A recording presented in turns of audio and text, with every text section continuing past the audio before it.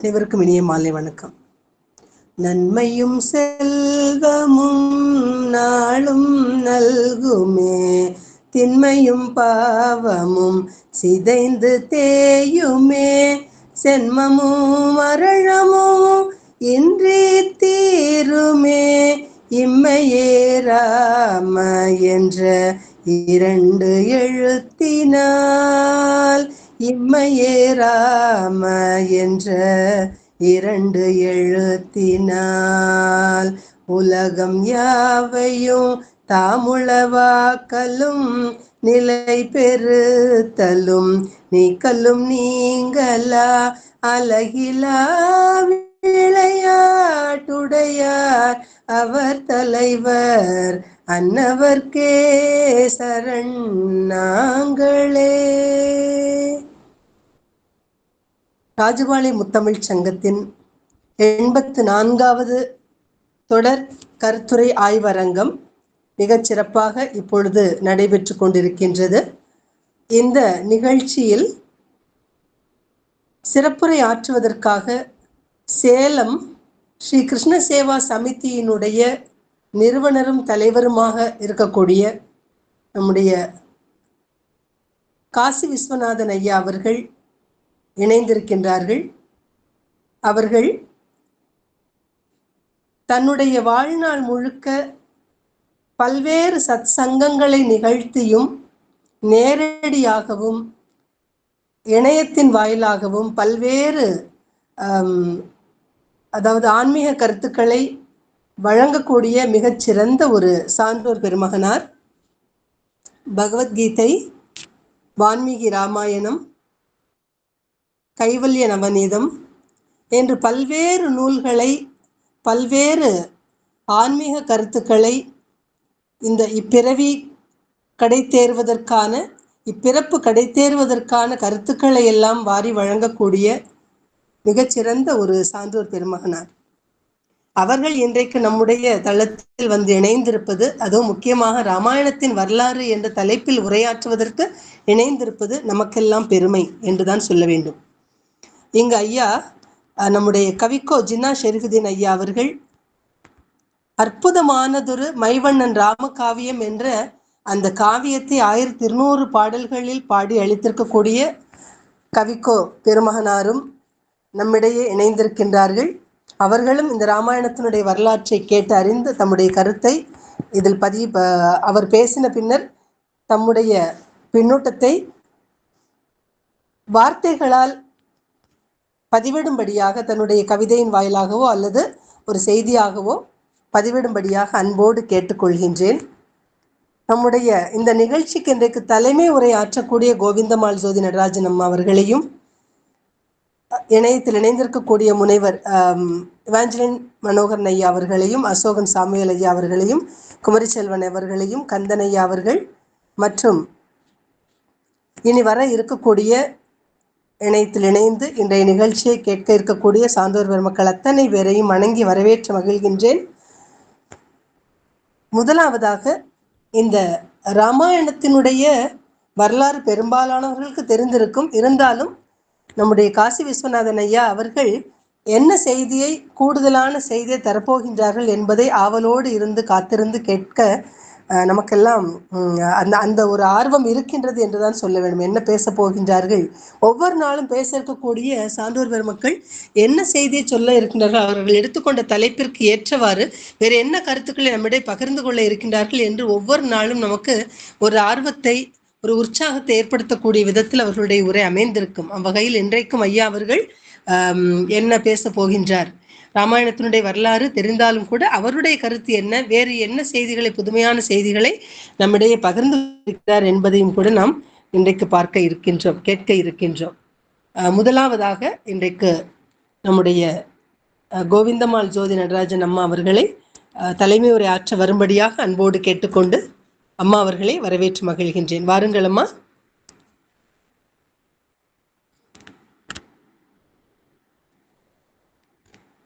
அம்மா கோவிந்தம்மாள் அம்மா, அம்மா கேட்கிறதா?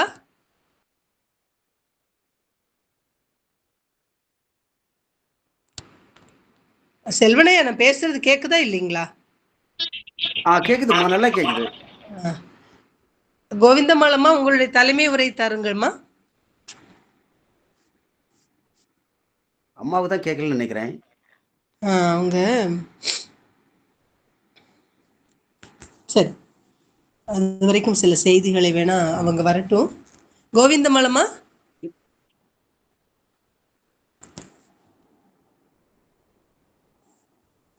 தலைமை உரை ஆற்றுங்களம்மா, வாருங்களம்மா. அதாவது திடீர்னு ஒரு சின்னதா இணைய சிக்கல் ஏற்பட்டுச்சுன்னா மன்னித்தருள வேண்டுகிறேன். அம்மா, அம்மா, ஒரு மொபைல் ஆஃப் பண்ணிருங்கம்மா, ஒரு மொபைல் ஆஃப் பண்ணிக்கோங்க. இன்னொரு மொபைல்ல இருந்து சவுண்ட் கேக்குது. 2 மொபைல்ல நீங்க ஜாயின் பண்ணிருக்கீங்க இல்லையா? ஒன்னு ஆஃப் பண்ணிருங்க. அது அடிக்கடி தொடர்பு அருந்து போயிடுது, அதனால நான் அதை லைவ்ல வச்சிருக்கேன்.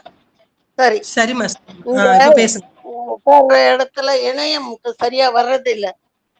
சரிம்மா, சரி. நல்லதுமா. இது பழைய போன் இது, அதனால அத நானு சரி, நல்லதுமா. நன்றி. அனைவருக்கும் என்னுடைய முதற்கண் வணக்கத்தை தெரிவித்துக் கொள்கிறேன். ராஜபாளையம் முத்தமிழ் சங்கத்தின் நிறுவன தலைவர் சரஸ்வதி அம்மா அவர்களுக்கும் மற்றும் இணைப்புரையாளரும் இணை செயலாளரும் ஆகிய செல்வமையா அவர்களுக்கும் மற்றும் நம்முடைய அசோகன் சாமுவேல் ஐயா அவர்களுக்கும் இணைப்பிலே இணைந்து எப்பொழுதும் அற்புதமான கருத்துரைகளை வழங்கக்கூடிய எவாஞ்சலின் மனோகரன் ஐயா அவர்களுக்கும் அன்பிற்கும் பெருமதிப்பிற்கும் உரிய பேரறிஞர் ஷெரீப் ஐயா அவர்களுக்கும் என்னுடைய சிரம் தாழ்ந்த கரம் கூப்பிய வணக்கங்களை தெரிவித்துக் கொள்கிறேன். இன்றைய பேச்சாளர் ஐயா அவர்களை நான் அறியேன். அம்மா சரஸ்வதி அவர்கள் உரைத்ததிலிருந்து அவர் மிக பெரும் ஆன்மீக செல்வர் என்பதை அறிந்தேன். அவர் கொடுத்திருக்கக்கூடிய தலைப்பே ராமாயணத்தின் வரலாறு. நாம் அறிவோம் கம்பராமாயணத்தை.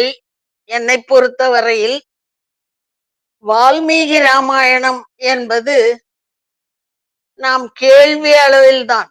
ஏனென்றால் கம்பரே அந்த முதல் பாயிரத்திலே இந்த தேவ பாஷையாகிய வடமொழி ராமாயணத்தை நான் சொல்ல புகுந்தது, ஓசையுடைய பார்க்கடலை ஒரு பூனை தன்னுடைய நாவால் நக்கி குடித்து விடலாம் என்ற பேராசையை போன்றது என்று குறிப்பிடுகிறார்.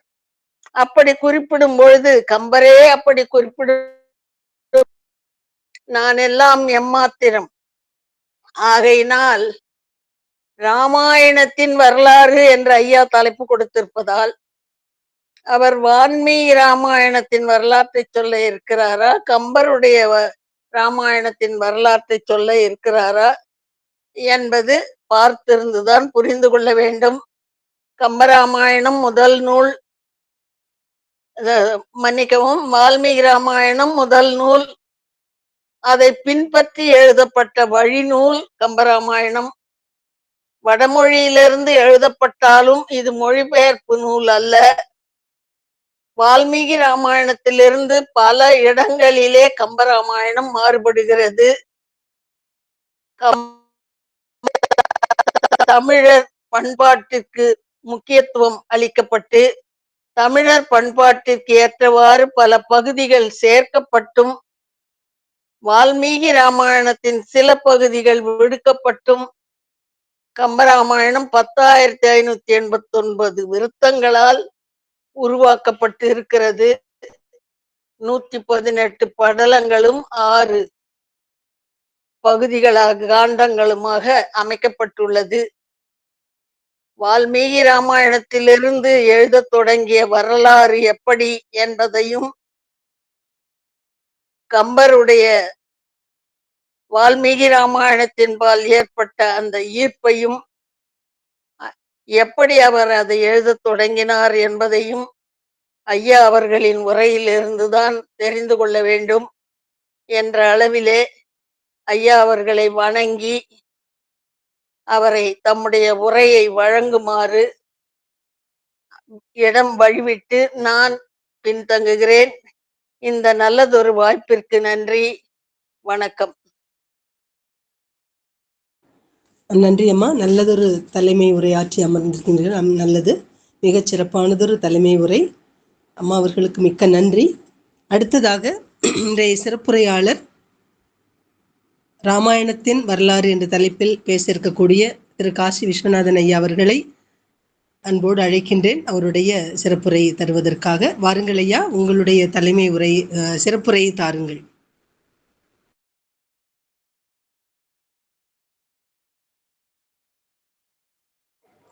மியூட் எடுத்துக்கோங்க.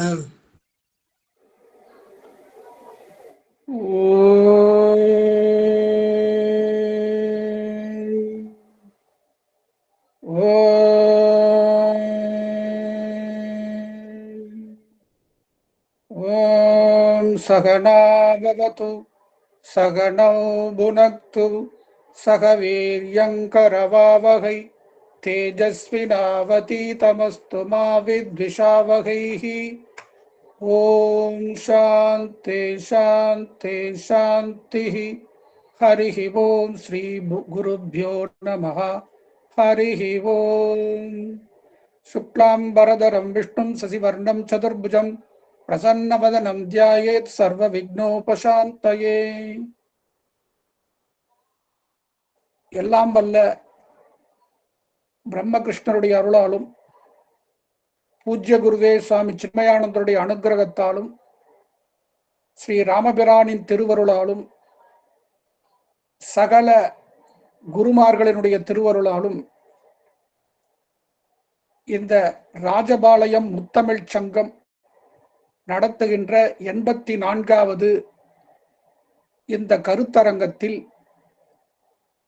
இந்த முத்தமிழ் சங்கத்தினுடைய நிறுவனர் அம்மா திருமதி சரஸ்வதி அம்மா அவர்கள் இன்றைய தினம் ராமாயணத்தின் வரலாறு என்ற இந்த தலைப்பில் பேசுவதற்கு எனக்கு வாய்ப்பளித்தமைக்கு அவருக்கு நன்றி பாராட்டி வணங்குகிறேன்.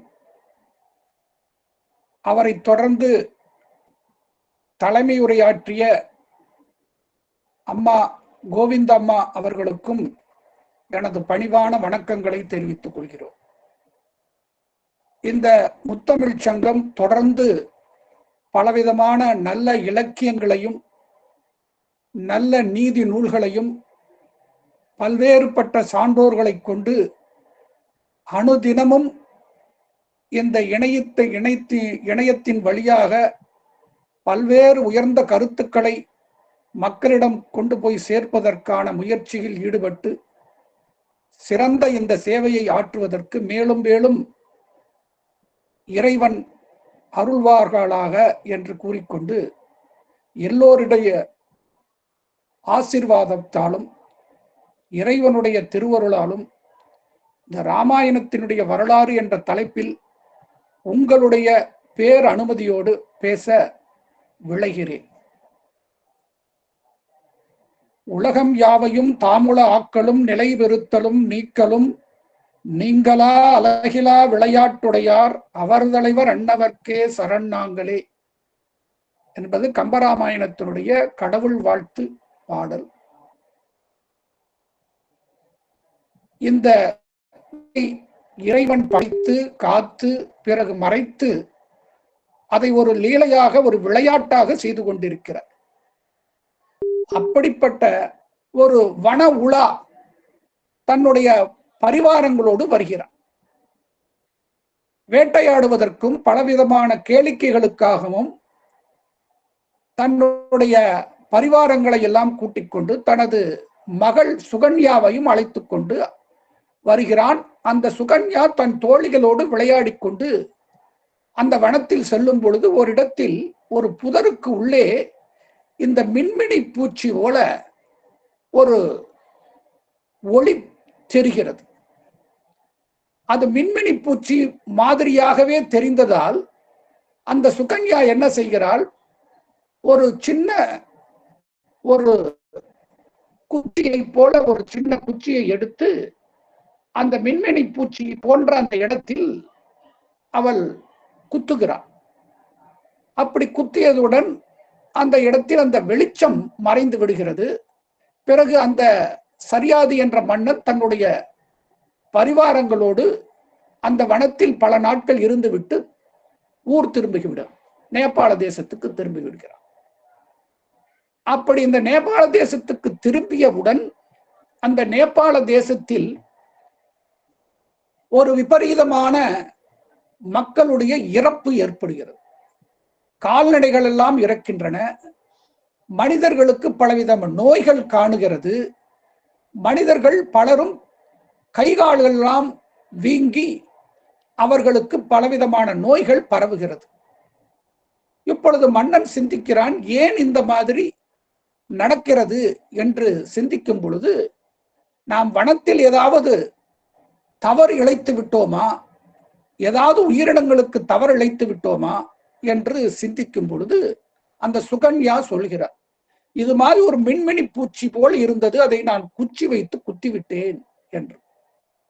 அப்பொழுது அந்த சுகன்யாவோடு அந்த சரியாதி வந்து அந்த புதரில் என்ன இருக்கிறது என்று தேடி பார்க்கிறான்.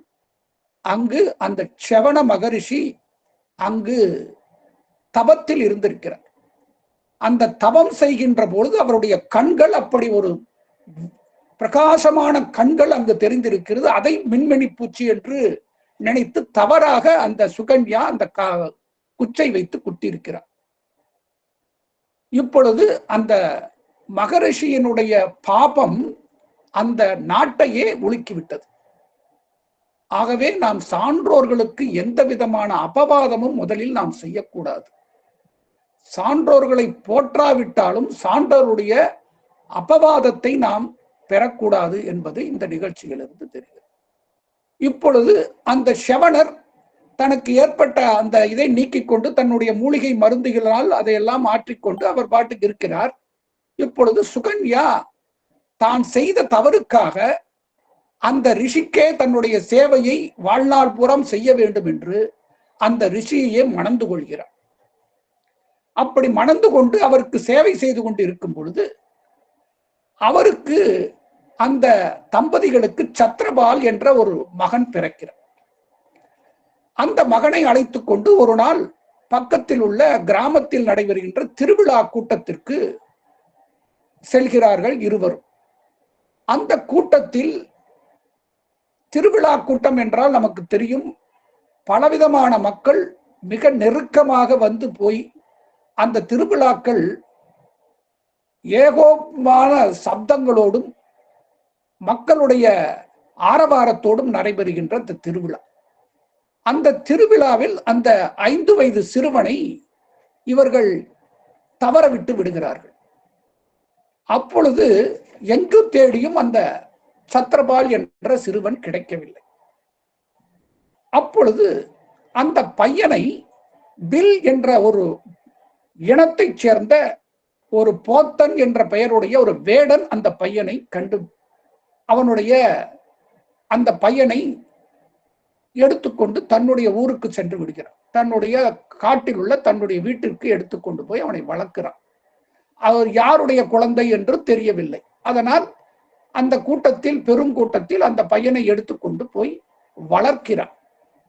அந்த பையன் அந்த வேடுவ குலத்தில் வளர்ந்ததால் அந்த வேடுவனுடைய தொழிலையே செய்ய ஆரம்பிக்கிறான். அவன் வழிப்பறி திருடனாக மாறிவிடுகிறான். வளர வளர அவனுக்கு கோமதி என்ற ஒரு மனைவி வாய்க்கிறாள். அந்த குழந்தைகள் எல்லாம் அவனுக்கு வளர்கிறார்கள், பெறுகிறான். இப்பொழுது அந்த கோமதி என்ற அந்த மனைவியோடு வாழும் பொழுது இவன் வழிப்பறி கொள்ளைக்காரனாக மாறியதால் அவனுக்கு ரத்னாகரன் என்ற பெயர் வந்து, அந்த ரத்னாகரன் ஒரு நாள் தன்னுடைய மனைவியினுடைய ஆசையை நிறைவேற்றும் பொழுது நாகப்பாம்பினுடைய நாக ரத்தினத்தை எடுத்து வருவதற்காக செல்கிறான். அப்படி ஒரு நாள் அந்த நாகரத்தினத்தை எடுத்து வருவதற்காக செல்லும் பொழுது அவன் எதிரே ஒரு மகரிஷி வருகிறார். அவன் எதிர்பார்த்தது ஒரு நாகரத்னம். ஆனால் நாகரத்ன மாலையே அணிந்து கொண்டு ஒரு ரிஷி வருகிறார். அவர்தான் நாரத மகரிஷி. அவருடைய ரத்ன மாலையை இவன் பறிக்கவும் திருடவும் முயற்சித்து அவரை வழிமறித்து அவரை ஒரு மரத்தில் கட்டி அந்த ரத்ன மாலையை பறித்துக் கொள்கிறார். அப்பொழுது அந்த நாரதர் கேட்கிறார், இப்படிப்பட்ட பாவச் செயல்களை செய்கிறாயே, பலவிதமான மக்களுக்கு துன்புறுத்தி அவருடைய பொருள்களை எல்லாம் பறிக்கிறாயே, இது எல்லாம் பாபம். எதற்காக செய்கிறாய்? உன்னுடைய குடும்பத்தை காப்பதற்காக.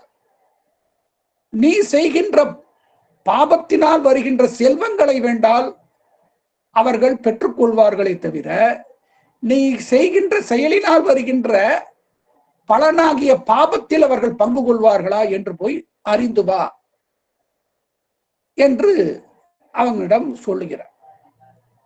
அவனும் அந்த ரத்னமாலையை கொண்டு போய் கொடுத்து விட்டு, இப்படி ஒரு மகரிஷி கேள்வி கேட்கிறார், நான் ஒவ்வொரு நாளும் இப்படி மக்களிடம் பறித்து இந்த செல்வங்களை எல்லாம் கொண்டு வந்து உங்களை காக்கிறேன், அதனால் வருகின்ற பாபத்தில் நீங்கள் பங்கு கொள்வீர்களா என்று கேட்கும் பொழுது, எங்களை காப்பது உனது கடமையே ஒழிய உனது பாபச் செயலில் நாங்கள் பங்கு கொள்ள மாட்டோம் என்று கூறிவிடுகிறார். அப்பொழுதுதான் ரத்னாகரனுக்கு ஒரு ஞானம் ஏற்படுகிறது. தான் செய்த தவறுகளுக்கெல்லாம் இனி பிராயச்சித்தம் என்ன என்று திரும்பவும் வந்து அந்த நாரதனுடைய மரத்தில் கட்டி போட்ட நாரதரை விடுவித்து விட்டு நாரதனுடைய காலில் விழுந்து அழுகிறார். அப்பொழுதுதான் நாரதர் கூறுகிறார், இதற்கெல்லாம் ஒரு பரிகாரம் இருக்கிறது. நீ செய்த பாபங்களுக்கெல்லாம் ஒரே பரிகாரம், ராம என்ற நாமத்தை இடைவிடாது ஜபம் செய்து வா, அது உனது பாபத்தை எல்லாம் போக்கும், அது உனது வாழ்க்கையை மாற்றும் என்று சொல்லிவிட்டு போய்விடுகிறார். உடனே அந்த வேடனாகிய ரத்னாகரன் ஒரு இடத்தில் உட்கார்ந்து, அவனுக்கு ராம என்ற மந்திரத்தை சொல்ல வரவில்லை, மராமரா என்று சொல்ல ஆரம்பிக்கிறார். அந்த மராமரா என்று சொல்ல சொல்ல அது ராம ராம என்ற அந்த நாமம் அவனிடம் இடைவிடாது ஜபம் செய்து கொண்டே இருக்கிறான். நாள்கள் போகின்றன, வாரங்கள் நகர்கின்றன, மாதங்கள் போகின்றன, வருடங்கள் போகின்றன. அந்த இடத்தை விட்டு அவன் கண்ணை மூடியவன் திறக்கவே இல்லை. 3 வருட காலங்கள் மேலாகிவிட்டது. அவனை சுற்றி எறும்பு புற்று ஏற்பட்டு விடுகிறது. 3 வருடம் கழித்து அதே நாரதர் வருகிறார். அந்த எறும்பு புற்றுக்குள்ளே ராம நாம சப்தம் ஏற்படுகிறது. இப்பொழுது அந்த புற்றை அகற்றி பார்க்கிறார். அங்கு ரத்னாகரன் என்ற வேடன் இப்பொழுது ரிஷியாக மாறி வால்மீகம் என்ற அந்த எறும்பு புற்றுக்குள் இருந்து வெளியே வந்ததால் அவர் வால்மீகி ரிஷியாக மாறியிருக்கிறார். அவர் அதே நாரதரை பார்த்துவிட்டு கண்ணை மூடியவன் திரும்பவும் அந்த நாரதர் வந்து அவனுடைய காதில் அதே ராமநாமத்தை சொன்னவுடன் கண்ணை திறக்கிறான். இப்பொழுது வால்மீகி ரிஷியாக மாறி அவரிடம் அவருடைய தரிசனத்தை மீண்டும் பெறுகிறார். இப்பொழுது ராம நாம ஜபத்தினால் அந்த வால்மீகி ரிஷிக்கு அனைத்து வேதங்களுடைய ஞானமும் உள்ளேயே ஏற்பட்டு விடுகிறது. இந்த உலகியல் ஞானமும் அவருக்கு எல்லா ஞானமும் ஏற்பட்டு விடுகிறது.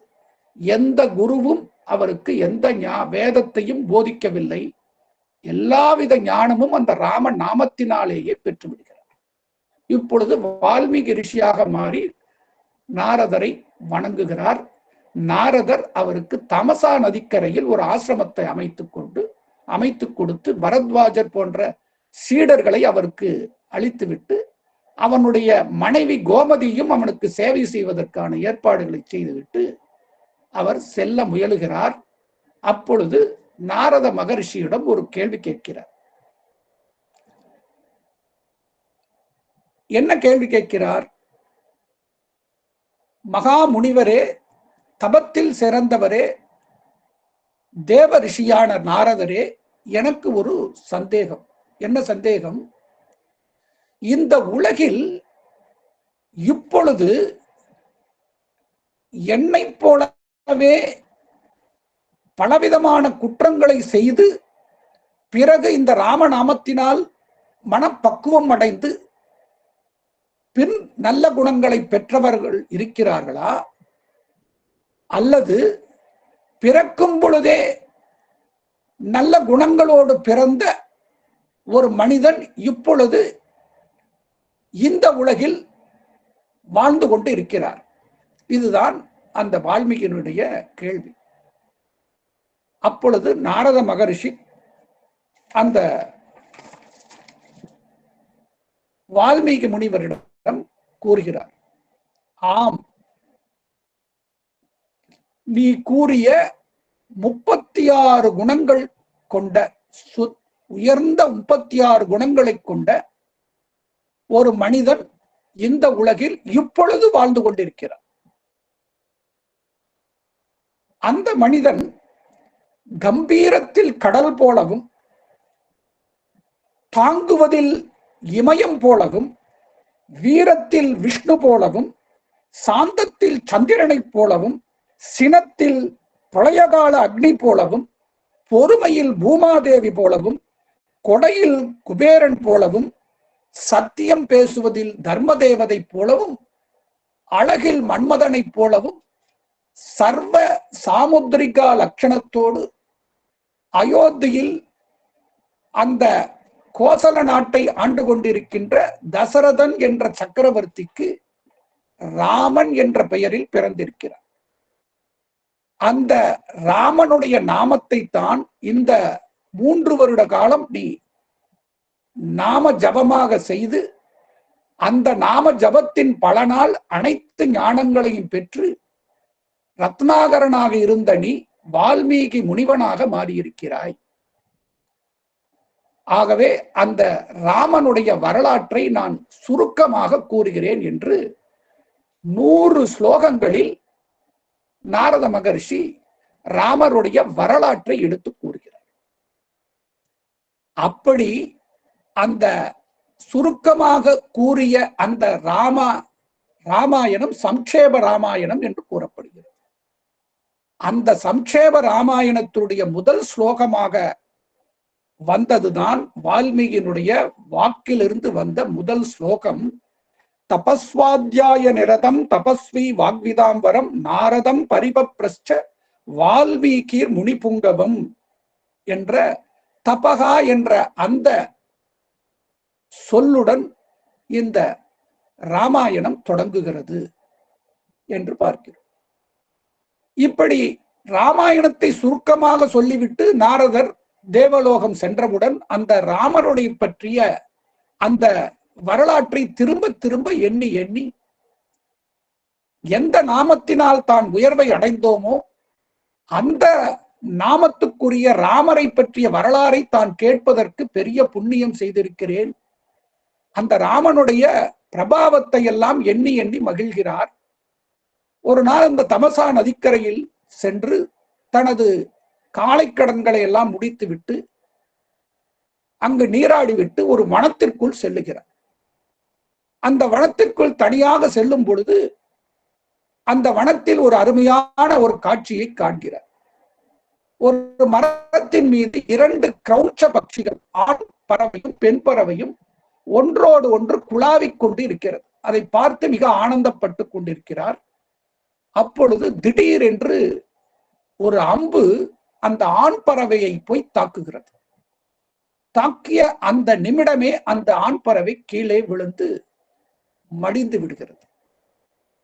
அந்த ஆண் பறவை கீழே விழுந்தவுடனே அந்த பெண் பறவை தான் சுகமாக குதூகலமாக இருந்த இந்த நேரத்தில் தன்னுடைய அந்த ஜோடியான ஆண் பறவையை இழந்து விட்டேமே என்ற அந்த சோகத்தில் அந்த பெண் பறவையும் கீழே விழுந்து மடிந்து விடுகிறது. இந்த காட்சியை பார்க்கிறார். இந்த அம்பு எங்கிருந்து வந்தது என்று திரும்பி பார்க்கிறார். ஒரு வேடன் நின்று கொண்டிருக்கிறார். அந்த வேடன் இப்படிப்பட்ட எந்த தவறும் செய்யாத, என்ற குற்றமும் இழைக்காத இந்த கிரௌஞ்ச பட்சிகள் குதூகலமாக இருக்கின்ற இந்த நேரத்தில் தன்னுடைய சுயநலத்திற்காக, தன்னுடைய உணவிற்காக இந்த பறவைகளை கொன்று விட்டானே இந்த வேடன் என்று அந்த வேடனை நோக்கி மிகவும் கோபக்கணல் கொண்டு தன் கண்ணால் கோபத்துடன் பார்த்து, மானிஷாத பிரதிஷ்டாம் துவமகமக சாஸ்வதி சமாக யத் கிரௌஞ்ச மிதுனாத் ஏகம் அவதி காமமோகிதம் என்ற ஒரு சாபத்தை அந்த வேடனுக்கு இடுகிறார். என்ன பொருள்? வேடனே, களிப்புடன் இருந்த கிரௌஞ்ச பறவையில் காமத்தில் மயங்கி இருந்த அந்த பறவைகள் ஒன்றை நீ உன் அம்பை எய்தி கொன்று விட்டாய். அப்படி அம்பை எய்தி கொன்றாயே, அப்படி கொன்ற நீ மட்டும் நீண்ட காலம் இந்த பூமியில் வாழ்ந்துவிடப் போகிறாயா? ஒரு உயிரை நாம் கொல்வதால் நம்மளுடைய உணவிற்காக கொள்ளுகிறோம். அந்த உணவுக்காக கொன்று அதை சமைத்து தின்றாலும் நம்மளுடைய உயிர் மட்டும் நீண்ட காலம் இருந்து விடப் போகிறது. அதைத்தான் திருவள்ளுவர் புலால் உண்ணாமையை பற்றி பல குறள்களில் எடுத்து கூறியிருக்கிறார். எனவே இப்படிப்பட்ட அபவாதத்தை செய்திருக்கிறாயே, நீ மட்டும் நீண்ட காலம் வாழப்போகிறாயா என்ற அந்த சாபத்தை கொடுக்கிறார். இப்படி சாபத்தை கொடுத்து விட்டு அவர் திரும்பவும் தனது ஆசிரமத்தை நோக்கி செல்கிறார். அப்படி செல்லும் பொழுது அந்த சாபத்தை விட, அந்த சாபத்தை கொடுப்பதற்காக தான் உதிர்த்த அந்த வாக்கியங்களை திரும்ப திரும்ப மனதில் அசை போட்டுக் கொண்டே வருகிறார். என்ன, இந்த வாக்கியங்கள் எல்லாம் ஒரு அனுஷ்டு சந்தஸ் என்ற ஒரு யாப்பிலக்கண முறைப்படி ஒரு ஸ்லோக வடிவில் இருக்கிறதே, இது ஒரு பெரிய ஆச்சரியமாக இருக்கிறதே. ஒரு உரைநடை வழக்கில் நாம் பேசுகிறோம்.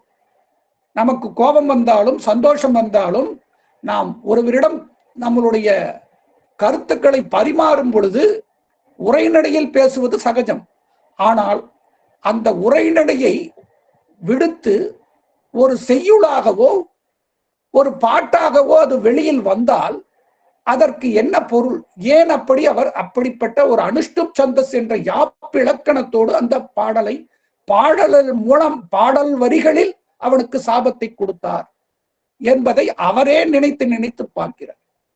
நினைத்து பார்த்து கொண்டு ஆசிரமத்தில் வெளியில் திண்ணையில் அமர்ந்து கொண்டிருக்கும் போது இந்த உலகை படைத்த, இந்த ஜீவராசிகளை எல்லாம் படைத்த அந்த பிரம்மதேவரே அவருடைய ஆசிரமத்துக்கு வருகிறார். அவரை கண்டவுடன் பேரானந்தம் கொண்டு அவரை வரவேற்று அவருக்கு சகல விதமான உபச்சாரங்களையும் செய்து அவரை அமர வைத்து அவரை வணங்குகிறார்.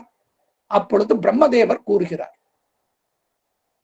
உன்னுடைய மனத்தில் இப்படிப்பட்ட ஒரு சாப வாக்கியத்தை செய்யுளாக கொடுத்தது நாக்கில் சரஸ்வதி தேவி இருந்து அந்த செய்யுள் வடிவில் அந்த வேடனுக்கு சாபத்தை கொடுக்க சரஸ்வதியுடைய அருள் உனக்கு அப்படிப்பட்ட செய்யுளை கொடுக்க பாக்கியம் செய்திருக்கிறாய். அந்த எண்ணம் உனக்கு அப்படி செய்யுள் வடிவாக கொடுக்க முயற்சித்திருக்கிறது. சரி, இப்பொழுது நான் என்ன அந்த செயல் வடிவில் வந்து விட்டது, இப்பொழுது சாபத்தை கொடுத்து விட்டேன், அவனும் சென்று விட்டான், நானும் வந்து விட்டேன். இப்பொழுது அந்த செயல் வடிவினால் சொன்னதனால் என்ன பலன்? அது எதற்காக வந்தது? ஏன் நீங்கள் வந்து எங்களுக்கு இதை சொல்லுகிறீர்கள்? அதனுடைய ரகசியம் என்ன என்று கூறும் பொழுது, நீ நாரதரிடம் ஒரு கேள்வியை கேட்டாய் அல்லவா, இந்த உலகில் இப்பொழுது எல்லா விதமான உயர்ந்த குணங்களையும் கொண்டுள்ள ஒரு மனிதன் வாழ்கிறானா என்று கேட்டாய். அதற்கு நாரதர் அந்த ராமபிரானுடைய வரலாற்றை சுருக்கமாக கூறினார். அந்த ராமபிரானுடைய நாமத்தை கூறி நீ வால்மீகி ரிஷியாக மாறி உள்ளாய். இப்பொழுது அந்த ராமருடைய வரலாற்றை நீ விரிவாக காவியமாக இயற்ற வேண்டும். அதற்கான தகுதியை இந்த ஸ்லோகத்தின் வழியாக நீ நிரூபித்து விட்டாய். ஏனென்றால் ஒரு காவியம் என்பது என்ன என்றால், ஒரு காவியம் என்பது உணர்வு பூர்வமாகவும் கற்பனை நிறைந்ததாகவும் அந்த மொழியினுடைய யாப்பு இலக்கணங்களுடைய கட்டுக்கோப்போடும் அமைய வேண்டும். அதுதான் ஒரு காவியத்தினுடைய முக்கியமான ஒரு பண்பு அல்லது முக்கியமான இலக்கணம்.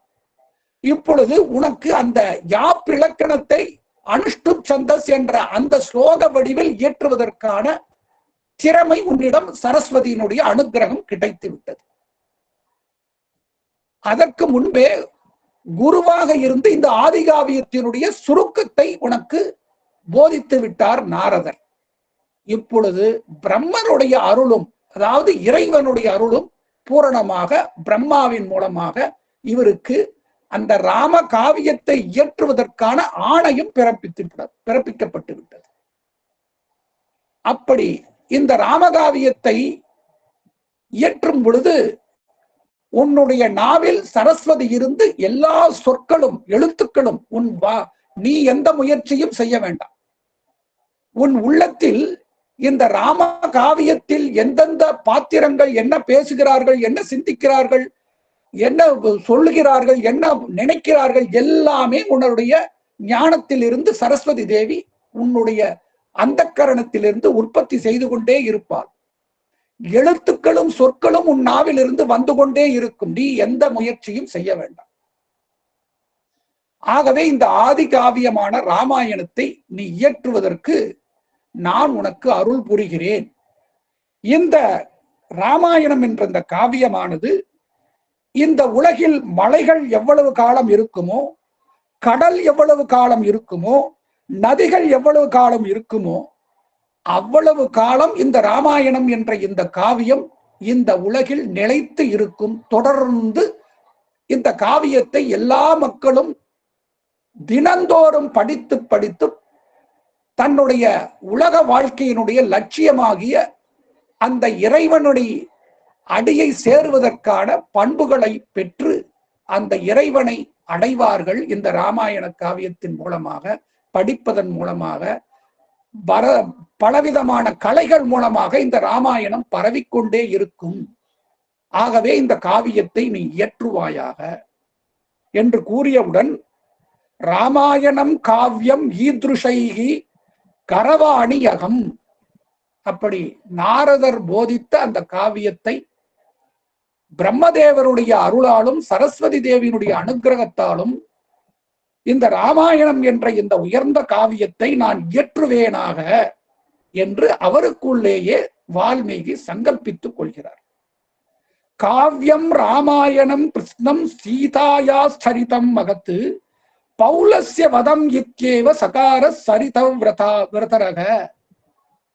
இந்த காவியம் எதை பற்றியது, இந்த காவியத்துக்கு என்ன பெயர் இடுகலாம் என்று மனதில் சிந்திக்கிறார்.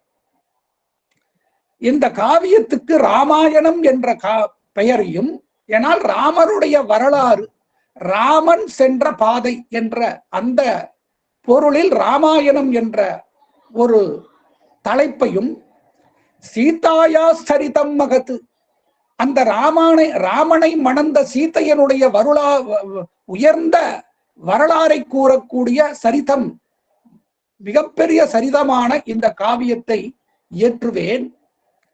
அதைவிட முக்கியமானது புலஸ்திய வம்சத்தில் வந்த அந்த ராவனுடைய வதத்தை கூறக்கூடிய காவியம். ஆகவே வால்மீகி முனிவர் இந்த ராமாயணத்துக்கு, இந்த நூலுக்கு 3 தலைப்புகளை கொடுத்திருக்கிறார். இப்படிப்பட்ட ராமாயணத்தை அவர் இயற்ற ஆரம்பிக்கிறார். அப்படி இயற்ற ஆரம்பிக்கின்ற இந்த காப்பியத்தினுடைய தோற்றத்திற்கான மூல காரணங்கள், ஒரு காப்பியம் தோற்ற வேண்டும் என்றால் அதற்கு 3 காரணங்கள் வேண்டும். அதில் முதல் காரணம், காப்பியத்தின் கதை புலவனின் சிந்தையில் தூண்டப்பட வேண்டும். ஒரு காப்பியத்தை எழுதணும்னா அதுக்கு யாராவது ஒரு தூண்டணும், இதை எழுது என்று தூண்டணும். அதற்கான ஒரு மூல வஸ்துவை கொடுக்கணும். ஒரு ரா மெட்டீரியல் இருந்தாதான் அந்த ரா மெட்டீரியலை வச்சு நம்ம ஒண்ணு பண்ண முடியும். அப்ப ராமாயணம் எழுதுறதுக்கு மூல காரணமாக இருந்தவர் குருவாக இருந்து அதை போதித்தவர் நாரதர். நாரதர் அவருக்கு சுருக்கமாக போதித்து அந்த காவியத்தை எழுதுவதற்கான ஒரு தூண்டுதலை ஏற்படுத்தி விட்டார். அடுத்தது, இந்த காப்பியம் எழுவதற்கு முன்பு தன்னுடைய உள்ளத்தை உழுக்குகின்ற ஒரு நிகழ்ச்சி நடக்க வேண்டும். அப்படி உள்ளத்தை உழுக்குகின்ற நிகழ்ச்சி தான் அந்த கிரௌஞ்ச பக்ஷியருடைய வதம். அந்த வதத்தில் தான் அவனுக்கு, அந்த வால்மீகி முனிவருக்கு இந்த ஸ்லோக வடிவில் இந்த சாபத்தை அவர் வழங்குகிறார். அடுத்தது, நாம் என்ன முயற்சி செய்தாலும் இறைவனுடைய அருள் வேண்டும். அதற்கு பின்புலமாக இருந்தது அந்த படைப்பு கடவுளாகிய பிரம்மதேவருடைய அருள். இது மூன்றும் சேர்ந்து இந்த காவியத்தை படைப்பதற்கான ஒரு உத்வேகத்தை அந்த வால்மீகி முனிவருக்கு கொடுக்கப்பட்டது. ராமாயணத்தை அவர் 24,000 ஸ்லோக வடிவில் 6 காண்டங்களில் அதை முறையாக வகுத்து, அதை முறைப்படி, அதை வால்மீகி ராமாயணம் அவருடைய மனதில் தோன்றி அதை ஏட்டில் அவர் எழுதி முடித்து விடுகிறார். அவரேதான் எழுதுகிறார். அப்படி ஏட்டில் எழுதி முடித்த பின் அவருக்கு ஒரு ஆத்ம திருப்தி ஏற்பட்டு விட்டது. இப்படிப்பட்ட உயர்ந்த குணங்களை உடைய அந்த ராம அவதாரத்தை, அந்த ராவண வதத்தின் பொருட்டு அந்த மகாவிஷ்ணுவானவர் இந்த ராம அவதாரத்தின் மூலம் இந்த மக்களை காப்பதற்காக இந்த ராமருடைய வரலாற்றை எழுதி முடித்து விட்டேன். இப்பொழுது இந்த ராம காவியமானது உலகில் பரவ வேண்டுமே, அந்த உலகில் உள்ள மக்கள் எல்லாம் இதை பயின்று பயனடைய வேண்டுமே, அதற்கு என்ன செய்வது? இதற்கு தானே கொண்டு போய் இந்த உலகில் உள்ள மக்களிடம் கொண்டு போய் சேர்ப்பதற்கு வேறு ஒரு காரணி மூலமாக அது பரவ வேண்டும் என்று அவருடைய ஆசிரமத்தில் அமர்ந்து கொண்டு இருக்கும் பொழுது 2 சிறுவர்கள், மிக அழகான 2 சிறுவர்கள் அவருடைய ஆசிரமத்தில் வளர்ந்து கொண்டிருக்கிறார்கள். அவரிடம் முறைப்படி வேதங்களை எல்லாம் பயின்று கொண்டிருக்கிறார்கள். 5-6 வயது சிறுவர்கள், மிக அழகாக இருக்கிறார்கள். இருவரும் இரட்டையர்கள். அவர்கள் வேறு யாருமல்ல, ராமருடைய குழந்தைகள், சீதையனுடைய வயிற்றில் பிறந்த குழந்தைகள், லவகுசர்கள். இந்த லவகுசர்கள் சீதையனுடைய வயிற்றில் இருக்கும் பொழுதுதான் பட்டாபிஷேகம் முடிந்த பின் அந்த அயோத்தி மக்களுடைய பலவிதமான புகார்களின் காரணமாக நிறைவாக கர்ப்பிணி லக்ஷ்மணன் மூலமாக அவள் வனத்தில் கொண்டு போய் அனாதையாக விடப்படுகிறார். அப்படி விடும் பொழுது அவள் வால்மீகி மகரிஷியினுடைய அவருடைய ஆசிரமத்தை போய் அடைகிறாள். அங்கு அவள் தனது 2 குழந்தைகளை பெற்றெடுக்கிறாள். அங்கு 2 குழந்தைகளும் வளர்கிறார்கள். அந்த நேரத்தில் தான் இந்த வால்மீகி முனிவர் இந்த காவியத்தை எழுதி முடித்திருக்கிறார். இப்பொழுது அந்த 2 சிறுவர்களையும் அழைத்து இந்த தான் எழுதிய இந்த ஆதி காவியமாகிய இந்த ராமாயணத்தை போதிக்கிறார். போதிக்கும் பொழுதே இந்த ராமாயணம் எப்படி பாடப்பட வேண்டும், எந்த சந்தஸில் பாடப்பட வேண்டும், எந்த ஆலாபனையோடு எந்த தாளத்தோடு பாடப்பட வேண்டும் என்றெல்லாம் அவர்கள் இருவருக்கும் போதிக்கிறார். அதையெல்லாம் நன்றாக உள்வாங்கி அந்த சிறு வயதிலேயே 24,000 ஸ்லோகங்களையும் ஒரே ஒரு தடவையிலேயே அவர்கள் மனப்பாடம் செய்து விடுகிறார். ஏனென்றால் அதெல்லாம் ராமருடைய குழந்தைகள். அவர்களுடைய அந்த மேதா விலாசம், ராமருடைய அந்த பூரணமான அவருடைய மைந்தர்களுக்கு இயற்கையாகவே வாய்த்திருக்கும். அதில் எந்த விதமான சந்தேகமும் இல்லை. அந்த ராமாயண காவியத்தை பெற்று மிக ஆனந்தத்துடன் அந்த ராமாயணத்தினுடைய கதாநாயகனாகிய ராமர்தான் தன்னுடைய தந்தை என்று தெரிந்து கொள்ளாமலேயே, அறிந்து கொள்ளாமலேயே அந்த வனத்தில் உள்ள முனிவர்களுடைய ஆசிரமங்களுக்கெல்லாம் சென்று இந்த 2 குழந்தைகளும் அப்படியே ஆலாபனையோடு பாடி பாடி இந்த ராமாயணத்தை முதலில் வனத்தில் உள்ள முனிவர்களுக்கு இடம் கொண்டு போய் பரப்புகிறார்கள். இதையெல்லாம் ஆனந்தமாக கேட்ட முனிவர்கள் அவர்களுக்கு பல பரிசுகளை அளித்து பெருமைப்படச் செய்கிறார்கள்.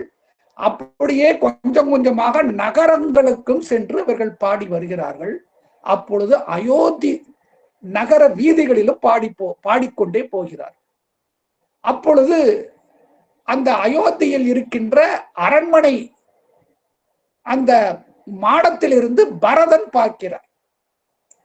பார்த்தால் தன்னுடைய அண்ணன் ராமருடைய வடிவத்திலேயே எந்த இரண்டு சிறுவர்களும் அற்புதமாக நம்முடைய அண்ணனுடைய வரலாற்றை இப்படி அற்புதமாக பாடிக்கொண்டிருக்கிறார்களே என்று அந்த இரண்டு சிறுவர்களையும் அரண்மனைக்கு அழைத்து வந்து அங்கு ராமர் முன்னிலையில் இதை பாட வைக்கிறார். ராமனும் இந்த குழந்தைகள் யார் என்று தெரியாமலேயே எல்லா மக்களும் நிறைந்திருக்கின்ற அந்த சபையில் ராமரிடமே ராமாயணத்தை அந்த இரண்டு சிறுவர்களும் பாடுகிறார்கள். எல்லா மக்களும் ஆனந்தமாக கண்ணீர் வடித்துக் கொண்டு, ஏனென்றால் அயோத்தி வாழ் மக்கள் வனவாசம் சென்ற பின் என்னென்ன நடந்தது என்பதை யாரும் அறிய மாட்டார்கள். சும்மா பேச்சு வழக்குல ஒன்று நின்று நடந்து சொல்லலாம் முடிய, உண்மையாகவே என்னென்ன ஒவ்வொரு நாளும் நடந்தது, சீதா அபகரணம் எப்படி நடந்தது, அதற்கு பின் ராமன் எவ்வளவு சோகமாக சீதையை தேடிக்கொண்டு போறார், இது எல்லாம் யாருக்குமே தெரியாது. பிறகு ராவணம் போர் எப்படி, யுத்த காண்டத்தில் இலங்கையில் ராமர் எப்படி தன்னுடைய அந்த வீர பலத்தை கொண்டு அந்த ராவணனை அழித்தார், இதெல்லாம் தெரியாது.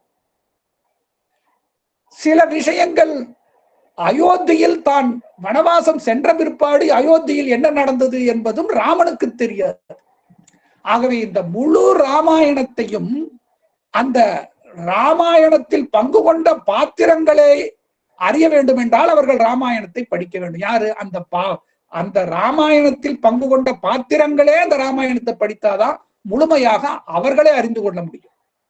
அப்படிப்பட்ட ராமாயணத்தை அந்த இருவர்களும் பாட பாட சிம்மாசனத்தில் அமர்ந்து கொண்டிருந்த ராமர் அப்படியே கொஞ்சம் கொஞ்சமாக கீழே வந்து மக்களோடு மக்களாக அமர்ந்து அதை கேட்க ஆரம்பிக்கிறார்.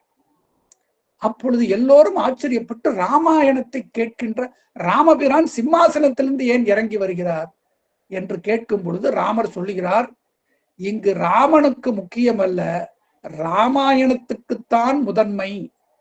ஆகவே ராமாயணத்தை நீங்கள் எல்லோரும் கேளுங்கள். இது என்னுடைய வரலாறு மட்டுமல்ல, இந்த ராமாயணத்துக்குள் இருக்கின்ற அறம், இந்த ராமாயணத்தில் சொல்லப்பட்ட தர்மங்கள், அறநெறிகள், இவையெல்லாம் தான் இங்கு இந்த ராமாயணத்தில் சொல்லப்பட்டிருக்கிறது. இது எல்லா மனிதர்களுக்கும் தேவையான அறநெறிகளை கூறுகின்ற உயர்ந்த காவியம். அதனால் இந்த காவிய தலைவனாகிய ராமனுக்கு முக்கியத்துவம் இல்லை.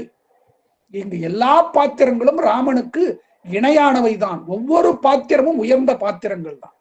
கூனி கூட ஒரு உயர்ந்த பாத்திரம் தான். அதுதான் ராமாயணத்துல ஒரு விசேஷம். ராவணன் கூட உயர்ந்த பாத்திரம் தான்.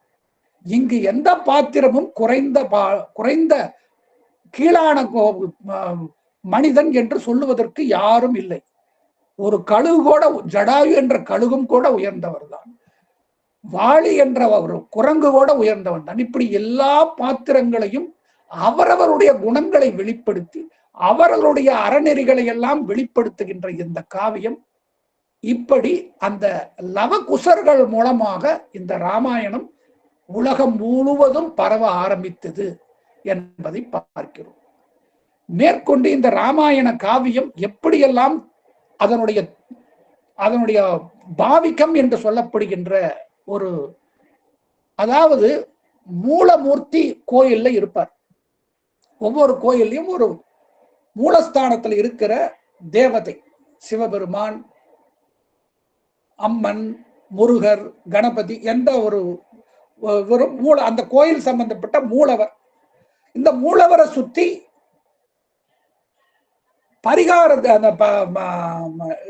பிரகார தேவதைகள் இருக்கும். நவகிரகங்கள், காலபைரவர், சூரியன், சந்திரன், மகாலட்சுமி, அந்தந்த சுத்திலும் பல தேவதைகள் அமைக்கப்பட்டிருக்கும். இப்பொழுது ஒவ்வொரு தேவதையும் அந்த மூலவருக்கு சம்பந்தப்பட்டவர்களாக இருப்பார்கள். அதோடு மட்டுமல்லாம அந்த பிரகார தேவதைகள் ஒவ்வொன்றும் அவர்களுக்குள் சம்பந்தப்பட்டவர்களாக இருப்பாங்க. இப்படித்தான் அந்த ஆகமம் விதிப்படி அந்த தேவதைகள், அந்த மூலவர், இதெல்லாம் அமைக்கப்பட்டிருக்கும் ஒரு ஆலயத்தில். அதை போல இந்த ராமாயணம் என்ற இந்த காவியம் 6 காண்டங்களை கொண்டதாக இருக்கிறது. இந்த 6 காண்டங்களுக்கும் முடிந்த மூலம் எது என்றால் பௌலஸ்ய வதம், ராவண வதம் தான் மூலம். அதுதான் கடைசி குறியீடு, கடைசி குறிக்கோள். அதுதான் அந்த ராம காவியத்திலேயே அதுதான் குறி. ராவனுடைய வதத்திற்காக தான் ராம அவதாரம் செய்கிறார். அப்போ ராவண வதத்திற்கான அந்த அந்த அந்த ஒரு குறிக்கோளுக்கு ஒவ்வொரு காண்டமும் எப்படியெல்லாம், ஒவ்வொரு காண்டத்திலும் எப்படியெல்லாம் அந்த ராவண வதத்தை பற்றி கூறிக்கொண்டே போகிறது. அது எப்படி கொஞ்சம் கொஞ்சமாக அந்த ராவண வதத்தை நோக்கி நகர்கிறது. இது எப்படி என்றால், வயலில் ஒரு விதையை விதைத்து விடுகிறோம். அந்த விதை கொஞ்சம் கொஞ்சமாக வளர்ந்து நாற்று என்ற ஒரு நாற்றாக வளர்ந்து விடுகிறது. நாற்றாக வளர்ந்த அந்த நாற்றை வேறு இடத்தில் போய் அதை எடுத்து வேறு வயல்களில் போய் நடுகிறோம். அந்த வயலுக்கு நன்றாக நீரை ஊற்றி உரமிட்டு அது வளர வளர அது மணிகளை கொடுக்கிறது. கொஞ்சம் கொஞ்சமாக வளர்கிறது. வளர்ந்து அது நன்றாக முதிர்ந்து அது அறுவடை செய்யப்படுகிறது. இந்த அறுவடை செய்யப்பட்டதை நாம் தூய்க்கிறோம். அதை நாம் நெல்லை அந்த உமியை எடுத்துவிட்டு அந்த அரிசியை நாம் பக்குவம் செய்து சாப்பிடுகிறோம். இப்படித்தான் இந்த ராமாயணம் பாலகாண்டத்தில் விதைக்கப்பட்டு யுத்த காண்டத்தில் அந்த ராவணவதம் என்ற அறுவடை செய்யப்பட்டு அது தூய்க்கப்படுகிறது. அப்படி ஒவ்வொரு காண்டத்திலும் அந்த பயிர் விளைவது போல் விளைந்து இந்த ராமாயண காவியம் அப்படி வளர்கிறது. இதற்கு நடுவிலே கிஷ்கிந்தா காண்டம் என்ற அந்த இடத்தில் அந்த பயிர்கள் வளர்ந்து கொண்டிருக்கும் பொழுது வருகின்ற களைகளை பிடுங்குவதை போல வாலிவதம் நடக்கிறது என்ற இந்த பாவிகத்தை எல்லாம் மிக அற்புதமாக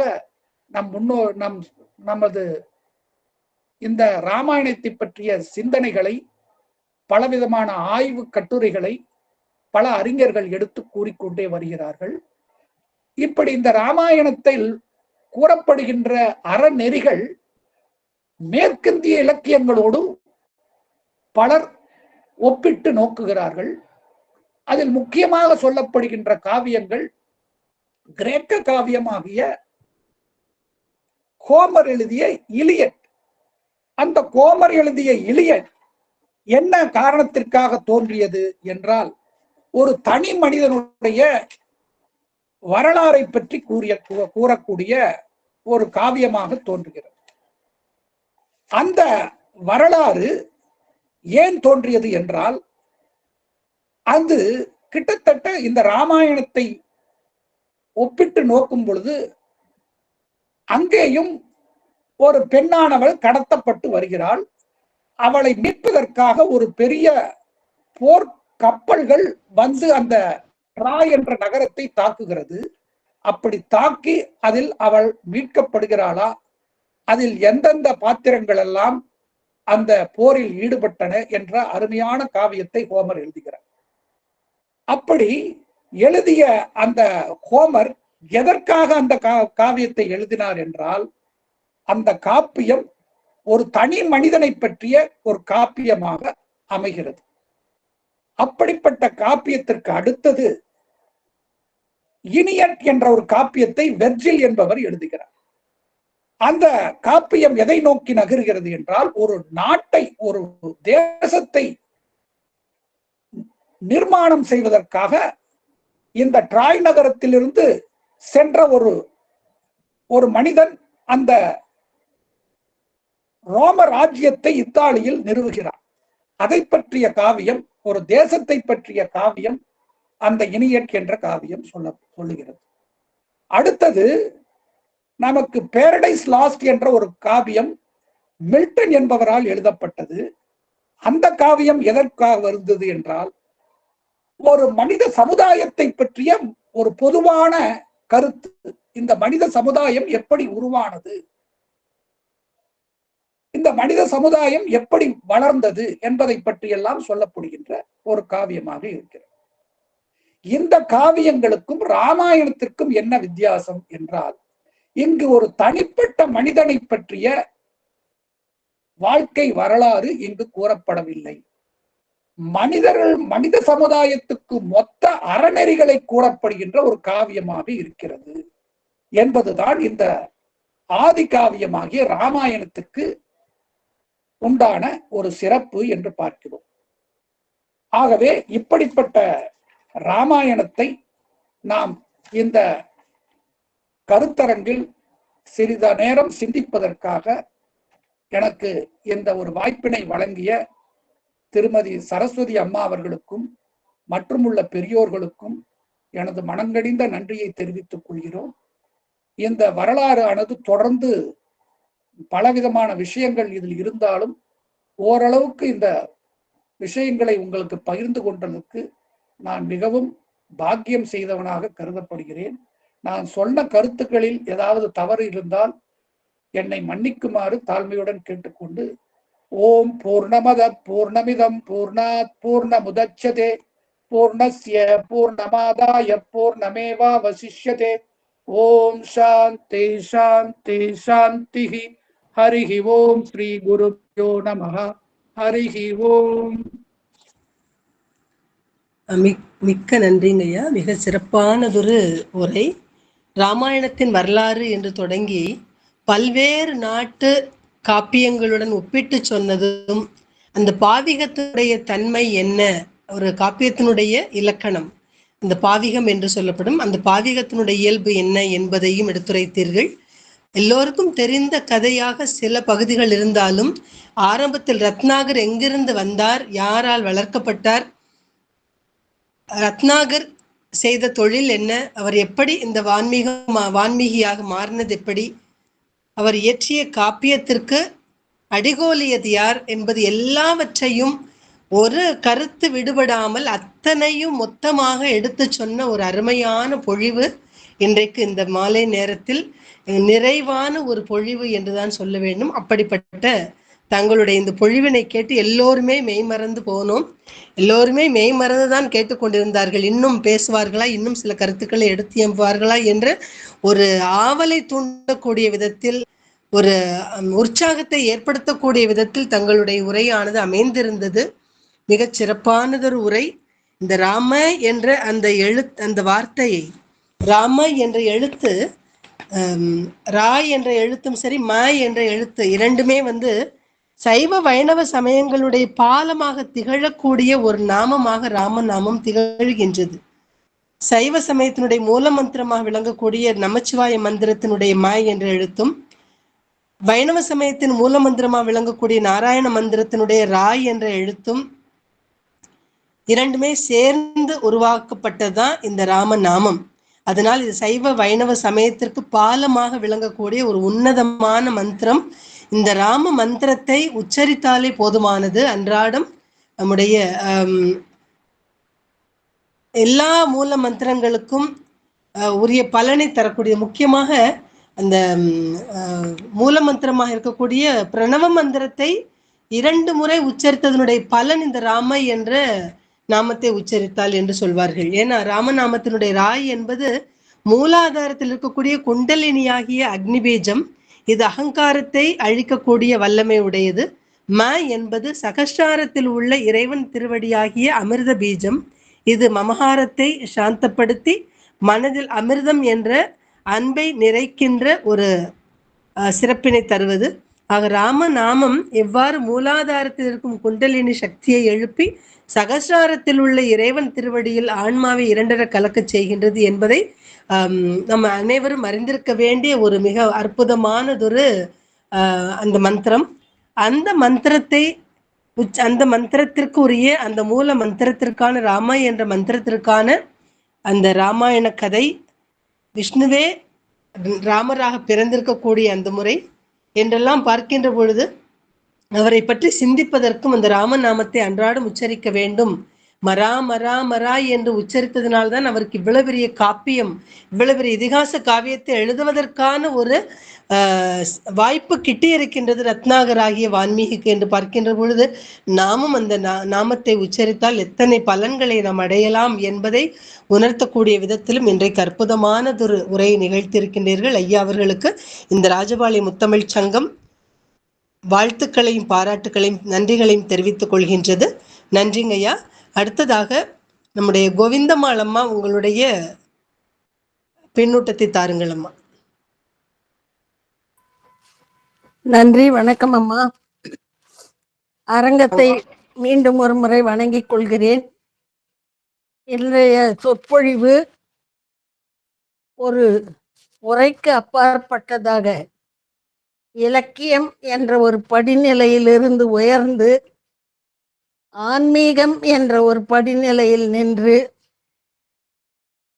வடமொழி தமிழ் ஆகிய இரண்டிலும் புலமை சான்ற ஒரு பேரறிஞர் இரண்டிற்கும் இடையிலே நின்று எப்படி வால்மீகி ராமாயணம் எழுதப்பட்டது, அதிலிருந்து கம்பருடைய ராமாயணம் எப்படி பிறந்தது என்பதை நாம் ஊகித்து கொள்ளக்கூடிய வகையிலே மிக அற்புதமானதொரு வரலாற்றை படிப்படியாக மிகச் சிறப்பாக நமக்கு எடுத்து சொன்னது மட்டுமல்லாமல்,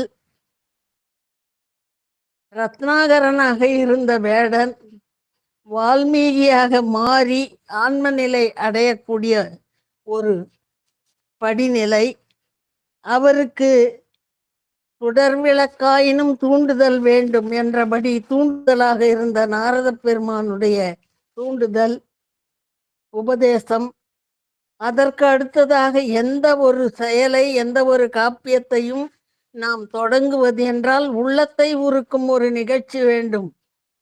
அந்த நிகழ்ச்சியாக அந்த கிரவுஞ்ச பட்சிகளுடைய அன்பு நிலையிலே பிணைப்பிலே அவற்றை வீழ்த்திய வேடனுக்கு அவர் இட்ட சாபம், அந்த சாபம் வாயிலாக அவருடைய நாவிலே கலைமகள் அமர்ந்த விதம், அந்த கலைமகள் அமர்ந்த விதத்தை எடுத்து கூறி அவருக்கு விளக்கி தெய்வ அருளை, அதாவது தன்னை அறிந்து கொள்ளக்கூடியதற்கு கூட, தன்னைத்தான் உணர்வதற்கு கூட வேறு ஒருவர் உணர்த்த வேண்டிய நிலையில்தான் இந்த ஆன்மா கட்டுண்டு கிடக்கிறது.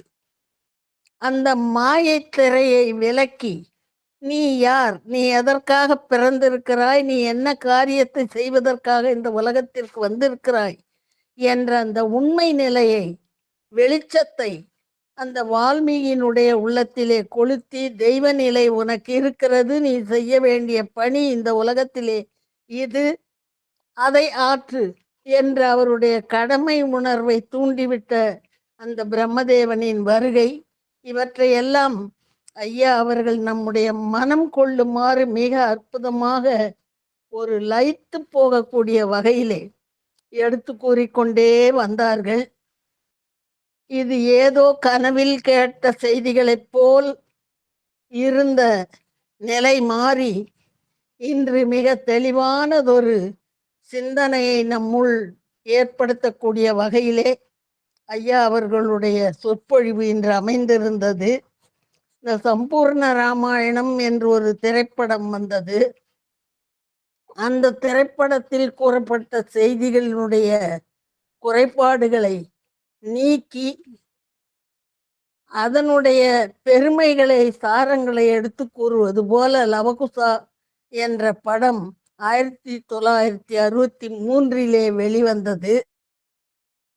அந்த லவகுசா படத்திலே ஒரு பாடல் 63 பாடப்பட்ட அந்த பாடல் இன்று வரையிலும் பெருமாள் ஆலயங்களிலே மற்ற எல்லா இடங்களிலும் ராமநவமி அன்று அது பி. சுசீலா, பி. லீலா அவர்களுடைய குரலிலே இன்னமும் ஒலித்து கொண்டிருக்கிறது. ஜெகம் புகழும் புண்ணிய கதை ராமனின் கதையே, உங்கள் செவிக்குளிர பாடிடுவோம் கேளுங்கள் இதையே என்று தொடங்கக்கூடிய அந்த லவகுசர்களின் பாடல் ராமாயணம் முழுமையும் அப்படியே சொல்லிக்கொண்டே வரும். வனத்திலே இருக்கக்கூடிய முனிவர்களுடைய ஆசிரமங்களிலெல்லாம் பயணித்துவிட்டு கடைசியிலே அயோத்தி மாநகரத்து வீதிகளிலே பயணம் செய்து ராமனுடைய அரண்மனைக்கு வந்து தாங்கள் யார் என்பதை அந்த பாடல்கள் வாயிலாக ராமன் அறிந்து கொள்ளக்கூடிய ஒரு நிலையை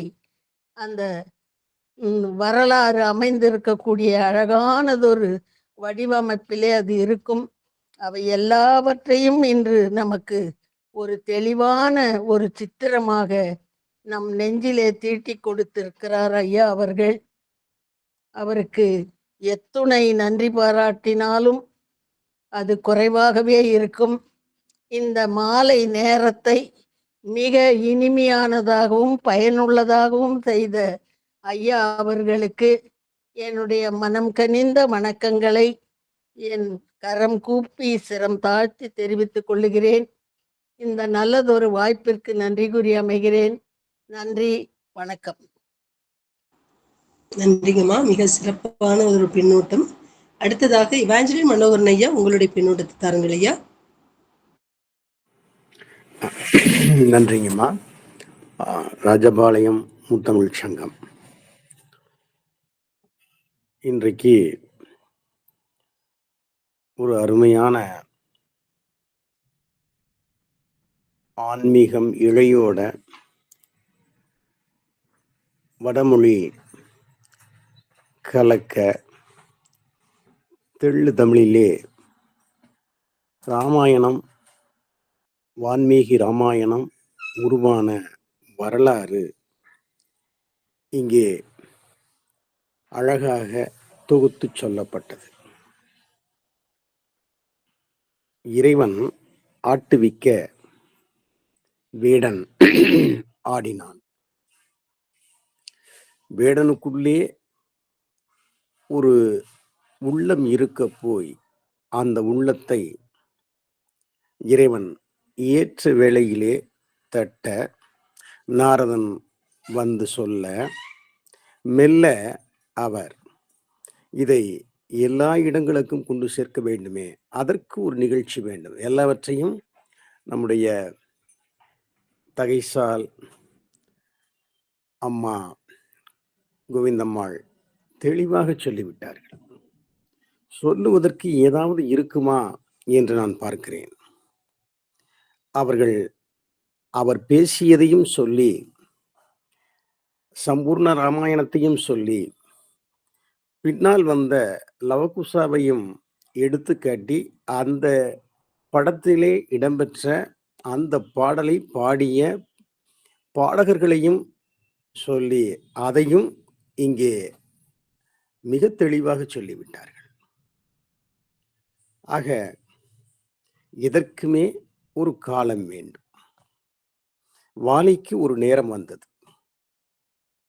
ராமனை முழுமையாக அந்த அம்பின் ஆற்றலால் அம்பிலே ராமநாமம் பொறித்திருப்பதை பார்த்து அறிந்து கொண்டான். அந்த நாமத்தை அறிந்த மாத்திரத்திலேயே மும்மைசால் மந்திரத்தை, அப்படிதான் கம்பன் எடுப்பாப்ல, முற்றும் தம்மையே தமர்க்கு நல்கும் தனிப்பெரும் தவத்தை அப்படின்னு அதை சொல்லுவார். அப்பேற்பட்ட ராமனின் பெருமையை வால்மீகி கிட்டத்தட்ட வடமொழி சுலோகங்களிலே அழகாக இந்த மக்கள் மனம் கொள்ளும்படியாக சொல்லி இருக்கிறார். சொன்னது மட்டுமல்ல, இது எல்லாருக்கும் போய் சேர வேண்டுமே. ஆக யாருடைய சரிதத்தை பாடுகிறோம் என்பது அறியாமலேயே தன்னுடைய தந்தையாரின் புகழை மைந்தர்களே பாடி அதை ராமனுமே அரியணையை விட்டு கீழே இறங்கி வந்து கேட்கக்கூடிய அந்த ஒரு நிலை. நானும் இங்கேதான் இருந்து கேட்க வேண்டும். எவ்வளவு எளிமை! எளிமைதான் இறைவனை எளிதாக அடைவதற்கேற்ற முதல் படி. ராமன் அதை நமக்கு காட்டிவிட்டான். அவனுடைய பிள்ளைகளும் நமக்கு அறிமுகப்படுத்தி விட்டார்கள். கம்பனும் அந்த எளிமை பண்பு அவனுக்குள்ளே இருந்த காரணத்தினால்தான் இறைவனுடைய பெருமை என்பது பார்க்கடல் அளவு. அந்த அளவை ஒரு பூனை முழுமையாக குடித்து விட முடியும் என்று எண்ணுவது அதனுடைய அறிவீனம். அப்படிப்பட்ட அறிவீனத்தை நான் வைத்துக்கொண்டு என்னுடைய மனம் உந்தித் தள்ள பாடுகிறேன். நான் பாடுவது சற்று குறைவுதான். என்ன செய்வது? சின்ன பிள்ளைகள் தரையிலே கீறினால் தச்சர்கள் ஏதாவது சொல்லுவார்களா என்ன? அதே போல சிறு பிள்ளை நான் பாடுகிறேன். கம்பன் சொல்லுகிறான், எளிமை. எளிமை இருக்கும் என்று சொன்னால் இறைவன் நமக்குள்ளே வருவான். அதை அழகாக சொல்லியிருக்கிறார். ஆக அவருடைய அந்த மொழி புலமை, எதையும் ஆழமாக அறிந்து கொள்கின்ற அந்த ஆற்றல். ஏனென்றால் ஹோமருடைய அந்த காவியத்தை இலியதை எடுத்து வைத்துக் கொண்டு அந்த கதையையும் சொல்லி வாவேசு ஐயர் இதெல்லாம் படித்தவர். படித்த காரணத்தினால்தான் அவரே இந்த வாசகத்தை சொல்லுவார். உலகத்திலே இருக்கக்கூடிய எந்த கவியாக இருந்தாலும் சரி, அத்தனை பேருமே கம்பனுடைய கவி சன்னிதானத்திற்கு முன்னால் தலைவணங்கித்தான் நிற்க வேண்டும் என்று சொல்லுவார். ஆக கம்பனுக்கு அடியெடுத்து கொடுத்தவர், மூலத்தை கொடுத்தவர் வான்மீகி. அந்த வான்மீகி இந்த சரிதத்தை எப்படி பாடினார், அந்த வரலாறை எல்லோருடைய மனமும் நிறையும்படியாக செவிகளிலே இனிமையை தேக்கி இவர் வழங்கிய பாங்கிற்கு என்ன சொல்வது, எப்படி பாராட்டுவது? நன்றி, வணக்கம். நன்றிங்கய்யா. அடுத்து சீதாமையா. சீதாமா இருக்காங்களா? இருக்கிறேன். வணக்கம். மிக அருமையாக உரையாற்றினார் காசி விஸ்வநாதன் ஐயா அவர்கள்.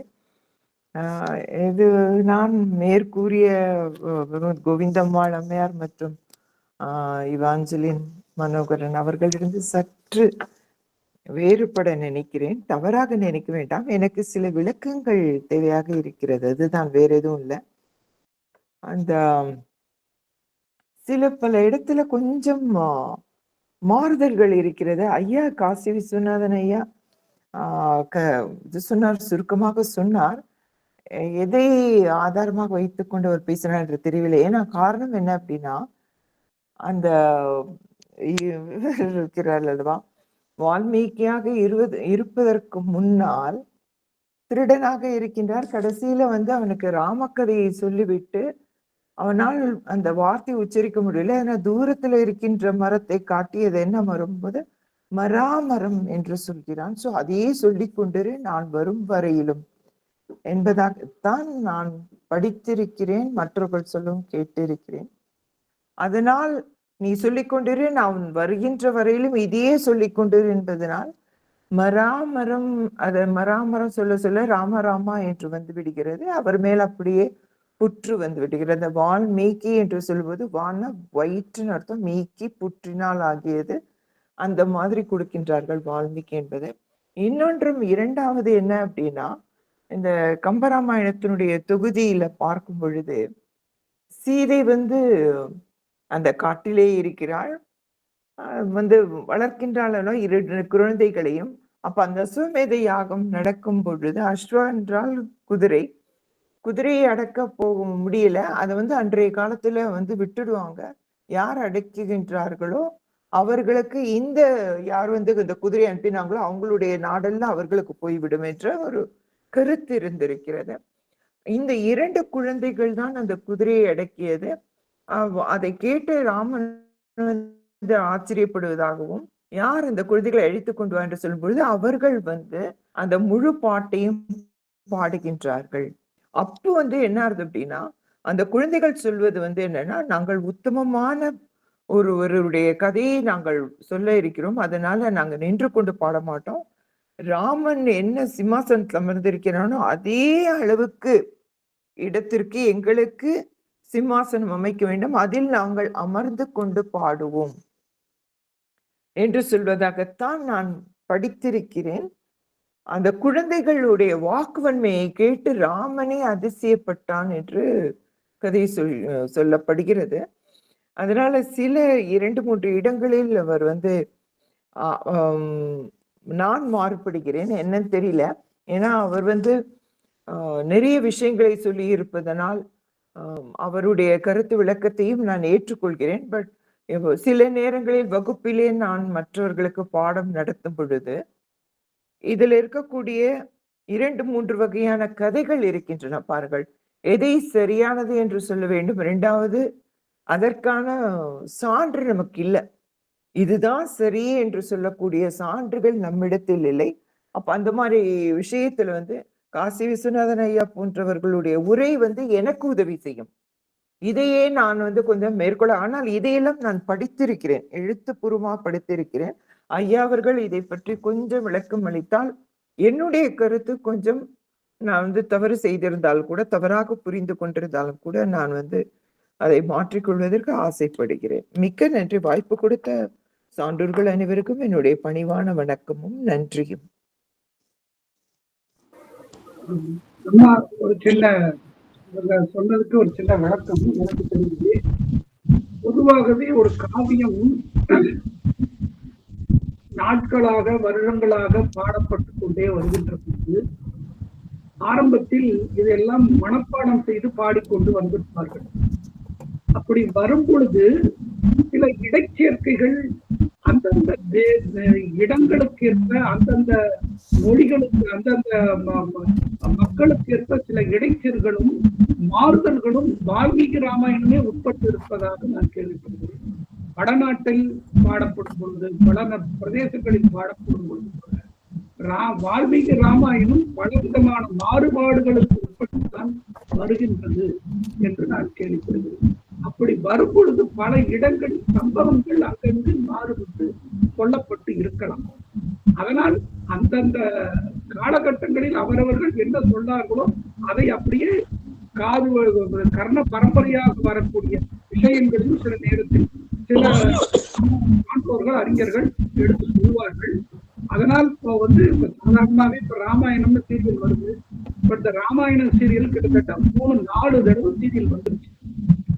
ராமாயணம்ங்கிற சீரியலே வெவ்வேறு தயாரிப்பாளர்கள் வெவ்வேறு கோணங்களில் எடுக்கிறார்கள். அந்த கதைகளுக்குள் அவர்களுடைய சிந்தனைகளையும் கற்பனைகளையும் சேர்க்கிறார்கள். அதனால இந்த காவியங்கள் வால்மீகி ராமாயணமே பலவிதமான மாறுபாடுகள் கொண்டதாக இருக்கிறது. அந்த வால்மீகி ராமாயணத்துடைய வழிநூல்களாக சொல்லப்படுகின்ற மற்ற ராமாயணங்கள், கம்ப ராமாயணம், துளசி ராமாயணம், வங்காள ராமாயணம், பிறநாட்டு ராமாயணங்கள், இவையெல்லாம் அந்த மூல கருத்துக்களை எடுத்துக்கொண்டு அவர்களுடைய தேச பண்பாடுகளையும் கலாச்சாரங்களையும் அவர்களுடைய கற்பனைகளையும் கொண்டு அந்த காவியங்களை படைக்கிறார்கள். ஆகவே எந்த ஒரு நிகழ்வும் இப்படித்தான் நிகழ்ந்தது என்பதை பற்றி நாம் மிகவும் அதற்கு முக்கியத்துவம் கொடுக்க வேண்டியதில்லை. இப்படி தோன்றியதுன்னு சொல்லப்படுகிறதை நாம் பகிர்ந்து கொள்கிறோம். நன்றி. அடுத்ததாக செல்வனையா.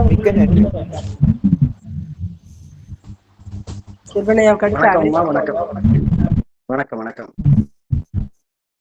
இன்றைக்கு உண்மையிலே ஐயாவுடைய ஒரே ஒரு என்ன சொல்றது, ஒரு சினிமா பார்த்தது போல இருந்தது. அந்த கதையை ரொம்ப மனம் உருகி கேட்டுக்கிட்டு இருந்தேன். இதான் முதல் முறையா அந்த கதை உருவான முறைய முழுமையா கேட்கிறேன். ரொம்ப நல்லா இருந்தது. என்ன சொல்றது, இவ்வளவு நாள் நம்ம நிறைய இதெல்லாம் கேட்டிருக்கோம். ஆனா அன்னைக்கு உரை ஒரு மனதை தொட்ட உரை, ரொம்ப அழகா இருக்கு. நல்ல காலம் இன்னைக்கு அசோகன் இதை ரெக்கார்ட் பண்ணிட்டு இருக்காரு. நம்ம நாளைக்கு கேட்கலாம். நாளைக்கு இன்னும் அதை ஒரு தடவை கேட்கணும்னு கூடிய ஆசை இருக்கு. அந்த ராமாயண கதை எப்படி உருவானது, அந்த உருவான முறையை சொன்ன விதம் ரொம்ப அத நவகசகர்கள் எப்படி பாடினார்களோ அதை எல்லாரும் எப்படி விரும்பி கேட்டுட்டு இருந்தாங்களோ அதே போன்று இன்னைக்கு காசி விஸ்வநாதன் ஐயா பேசும்போது அந்த மாதிரி எனக்கு இருந்தது. அப்படி இன்று மிகவும் அருமையா இருந்தது. நிறைய செய்தி சுருக்கமா சொல்லப்போனா ரொம்ப அருமையா இருந்தது. உண்மையிலேயே ரொம்ப இனிமையாக இருந்தது. கேட்க ரொம்ப ஆசையா இருந்தது. இன்று அந்த நேரம் போறதே தெரியல. இன்னைக்கு பாருங்க 8:24 ஆச்சுது. இன்னைக்கு வேர்ல்டு கப் ஃபைனல் மேட்ச் வர போயிட்டு இருக்கு. எனக்கு கிரிக்கெட்னா ரொம்ப பிடிக்கும். ஆனா அந்த கதையிலேயே அப்படியே மூழ்கி போயிட்டேன். அந்த எண்ணம் வரல எனக்கு. அந்த அளவுக்கு மிகவும் அற்புதமாக இருந்தது. இன்னைக்கு இந்த கதையை நல்ல கேட்கக்கூடிய எனக்கு ஒரு பாக்கியம் கிடைச்சது. நான் அவ்வளவு சொல்லுவேன். இன்னைக்கு எப்படி நம்ம தினம் கேட்டே இருக்கோம். ராமாயண கதையில ராமாயண பாக்கள் நிறைய பகுதி பகுதியாக கேட்டுருக்கோம்.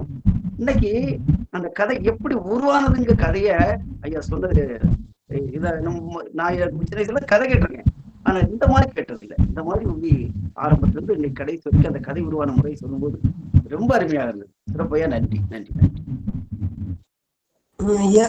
நன்றிங்க ஐயா, மிகச்சிறப்பான செல்வராஜ் இணைந்திருக்கிறார்கள். அவர்கள் கேட்டிருக்கிறீர்கள்.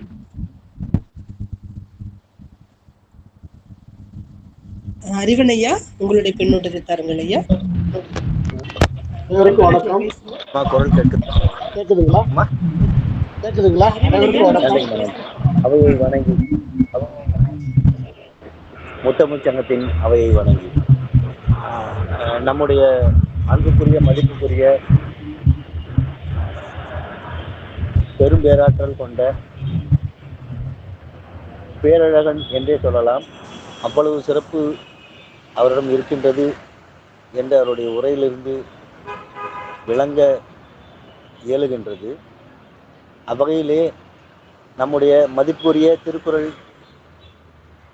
காசி விஸ்வநாதன் ஐயா ஒரு மதிப்பை கூட்டி சொல்ல வேண்டும் என்று சொன்னால் நாங்கள் திருக்குறள் என்ற பெயரை அவர்களுக்கு முன்னால் சொல்லுவோம். அது எங்களுடைய வழக்கம். அவ்வகையிலே அவரை சிறப்புமிக்க ஒருவராக சொல்ல வேண்டும். அவையிலே அவருடைய மதிப்பை கூட்டி மிகுத்து மதிப்பளிக்க வேண்டும் என்ற வகையான் திருக்குறள் காசி விஸ்வநாதன் ஐயா என்று சொல்கின்றோம். அவருடைய உரையை அம்மையார் அவர்கள், நம்முடைய நிறுவனர் சரஸ்வதி அம்மையார், திருக்குறள் சரஸ்வதி அம்மையார் அவர்கள் சொல்லும்போது ஓரெழுத்து விடாமல் அத்தனையும் சொன்னார் என்று சொன்னார்கள். எனக்கும் இந்த வகையான கதையை, இதே விளக்கத்தை, கதை என்று சொல்வது கூட சொல்லாடல் பிழை, கட்டாயமாக சொல்லாடல் பிழை. அவை என்னை பொறுத்தாள வேண்டும். குறிப்பு இவ்வகை குறிப்புகள் கடந்த கால நிகழ்வின் குறிப்புகள். இந்த கடந்த கால நிகழ்வின் குறிப்புகளை அப்படியே எழுத்து மாறாமல் ஐயா அவர்கள் உரைத்திருக்கின்றார்கள், சொல்லியிருக்கின்றார்கள். நமக்கு மனதிலே தங்கக்கூடியவர்கள் நம்முடைய அன்புக்குரிய திருக்குறள் செல்வன் ஐயா சொன்னது போன்று முழுமையாக கேட்கக்கூடிய அளவிலே, முழுமையாக தெரிந்து கொள்ளக்கூடிய அளவிலே ஐயா அவர்கள் சொல்லியிருக்கின்றார்கள். இதை ஏற்கனவே திருக்குறள் காசி ஆனந்தன் ஐயா சொல்லி கேள்விப்பட்டிருக்கின்றேன். அதே போல திருவானந்த வாரியார் உரையிலிருந்து கேள்விப்பட்டிருக்கின்றேன். அதே போன்று இன்னும் சில பலர் இதே உரையை இதே வகையிலே எழுத்து மாறாமல், சொல் மாறாமல், அந்த அடுத்தடுத்த என்ற நிகழ்வுகளை மாறாமல் ஐயா அவர்களும் சொல்லியிருக்கின்றார். ஐயா அவர்களும் நமக்கு அழகாக உரையை நிகழ்த்தியிருக்கின்றார்கள். இன்றைக்கு நம்முடைய திருக்குறள் சீதா அம்மையார் உரையிலே ஒரு சிறு ஐயத்தை அம்மையார் அவர்கள் சொன்னார்கள். அந்த 2 பிள்ளைகள் சமமான ஒரு இருக்கையை, அரசனுக்கு சமமான இருக்கையை எங்களுக்கு அமைத்து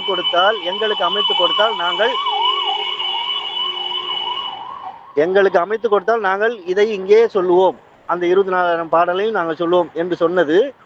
அவர்கள் பரதனால் பார்க்கப்பட்டு அதற்கு பிறகு உள்ளே வந்த பிறகு அவர்கள் ஏதோ சிறு பிள்ளைகள் என்ற அவமதிப்பு, அவமரியாதை அதற்குள்ளாக ஆக்கப்பட்டு இவர்கள் எல்லாம் என்ன என்ற ஏளனம் இவற்றையெல்லாம் பார்த்து எங்களுக்கு அரசனுக்கு இணையான மதிப்பை கொடுத்தால் நாங்கள் இதை சொல்வோம் என்ற உரிமையுடன் அவர்கள் சொல்லி அவர்கள் உண்மையிலேயே ராமனை விட மிகச்சிறந்தவர்கள் என்ற அளவிலே போற்றப்படுவது. ஏனென்றால் ராமனுக்கு குழந்தைகள், ராமனுக்கு குழந்தை என்றால் தோளுக்கு மேலே, ராமனின் தோளுக்கு மேலே, ராமனின் தலைக்கு மேலே, பிள்ளை என்றால் தலைக்கு மேலே அந்த ஒரு சிறப்பை அவர்கள் அடைகிறார்கள். அந்த சிறப்பு அவர்களுக்கு கொடுக்கப்படுகின்றது என்ற குறிப்பை இங்கே சீதாமையார் திருக்குறள் சீதாமையார் அவர்களுக்கு குறிப்பிட்டு, அதுவும் உண்மை இதுவும் உண்மை, இவையெல்லாம் கடந்த கால நிகழ்வுகள். கடந்த கால நிகழ்வுகள் என்று வரும்பொழுது இன்றைய காலமும் இலங்கையிலே ராவணன் என்றவனின் பரம்பரை வேற்று மொழியாளரால் எவ்வளவு சிக்கலை அடைகின்றது, பெண்களும் குழந்தைகளும் எவ்வளவு சிக்கலை அடைந்திருக்கின்றார்கள் என்ற நிலைமை அன்றளவிலிருந்து இன்றளவும் தொடர்ந்து கொண்டே இருக்கின்றது என்ற நிலையையும் ஐயா அவர்கள் இங்கே நினைவு கூர்ந்தார்கள். அவர்களுடைய கொடுமைகளை ஐயா அவர்கள் இன்றைக்கு அவருடைய உரையிலிருந்து நினைவு கூர்ந்தார்கள். அதையும் இங்கே நினைவு கூர்ந்து தமிழர்கள் அப்படிப்பட்ட ஒரு நல்ல வாழ்க்கை வாழ்ந்த ஒவ்வொரு பாத்திரமும் சிறப்பு மிகுந்த பாத்திரம் என்று ஐயா அவர்கள் குறிப்பிட்டார்கள். அவ்வகையிலே அது என்றாலும் கற்பனை கதை, அறிவுடையவர்கள் அறிவு உள்ளதை ஏற்றுக்கொள்வார்கள் என்ற அளவிலே அத்தனை சான்றோர் பெருமக்களையும் வணங்கி ஐயா அவர்களுடைய மிகப்பெரிய அருமையை வணங்கி மகிழ்கின்றேன். நன்றி, வணக்கம். நன்றிங்க ஐயா. அடுத்ததாக நம்ம செல்வராஜ் ஐயா வாருங்கள். வணக்கம் அனைவருக்கும். கேக்குதுங்களா? எல்லாருக்கும் கேக்குதுங்களா? கேக்குதுங்க, கேக்குதுங்க ஐயா, பேசுங்க ஐயா. அனைவருக்கும் நன்றி. இந்த அருமையான தருணத்தை எனக்கு ஏற்படுத்தி தந்த அம்ஷா அவர்களுக்கும் நமது திருக்குறள் சரஸ்வதிக்கும் நன்றி சொல்லி கடமைப்பட்டிருக்கின்றேன். முதலாக இந்த அவைக்குள் வருகின்றேன். நான் சிங்கப்பூரில் சேரன் தமிழ் பேச்சாளர் மன்றத்தினுடைய நிறுவன தலைவராகவும் சீர்காழிக்கு அருகில் உள்ள கொள்ளிடம் என்ற இடத்தில் இருக்கின்ற செம்மொழி இலக்கிய மன்றத்தின் நிறுவனராகவும் இருந்து கொண்டிருக்கின்றேன். இது மாதிரியான வரலாற்று சிறப்புமிக்க இலக்கிய சொற்பொழிகளை கேட்பதில் நான் மற்ற மகிழ்ச்சி அடைகின்றேன். இது நமக்கு கிடைத்த ஒரு பெரிய வாய்ப்பாக என்று நினைக்கின்றேன். ஆக இந்த சொற்பொழி ஆற்றிய இன்றைய கதாநாயகர் ஐயா காசி விஸ்வநாதன் அவர்கள் மிக சிறந்த உரையை நமக்கு வழங்கியுள்ளார்கள். இதை பற்றி ஆழ்ந்த கருத்துன்னு என்னால் தற்போது சொல்ல இயலாது. காரணம் என்றால் நான் பேருந்திலும் நான் ரயில் வண்டியிலும் பயணமாகி வருகின்றேன். அது இங்கே இருக்கின்ற மூத்தோர்கள் மிக அருமையாக சிறப்பாக பின்னூட்டம் தந்தார்கள். அதையே என்னுடைய பின்னூட்டமாக எடுத்துக்கொண்டு நான் என்னுடைய இது வாழ்த்துறை அல்ல, இது ஒரு சிறந்த உரையாக நான் எண்ணி மகிழ்கின்றேன். என் மகிழ்ச்சி உரை என்றே நினைக்கின்றேன். வாழ்த்துக்கள் ஐயா. நன்றி அம்மையார் சரஸ்வதி அவர்களே. நன்றி ஐயா. அடுத்ததாக சோகனையாவும் நம்முடைய கந்தனையா உங்களுடைய பின்னூட்டத்தை தாருங்கள் ஐயா. அனைவருக்கும் வணக்கம். சுருக்கமா சொல்லிருங்கய்யா, அடுத்தடுத்து பேசிருங்க ஐயா, சுருக்கமாகவே தாருங்கள். அனைவருக்கும் வணக்கம். சிவபெருமான் முருகன் கீழே உட்கார்ந்து கேட்டது கொண்டது எல்லாம் அந்த அமைப்புல உள்ளதுதான். அதாவது ஒரு கருத்து உயர்ந்தது என்றால் அதை கேட்பவர்கள் கீழ்நிலையிலும் சொல்பவர்கள் மேல்நிலையிலும் இருக்க வேண்டும். பொதுவாகவே ஒரு பாடம் என்றால் அதை ஆசிரியர் உயர்ந்தவர், மாணவர்கள் எவ்வளவு படித்திருந்தாலும் அவரை விட ஒரு அடி தாழ்வாகதான் நினைத்து கொள்ள வேண்டும். அந்த கருத்தை கேட்கும் வரை அவர்கள் தான் தெய்வம் என்று அர்த்தம். சான்றோர்களை மதிக்க வேண்டும் என்று சொல்வது அதற்காகத்தான். அடுத்ததாக நாம் செய்த வினைதான் நமக்கு பிறப்பை உருவாக்குகிறது. அந்த வேடன் காதல் பறவைகளை கொன்றதன் காரணமாக தான் ராமனாக பிறந்தான் என்பது கதை.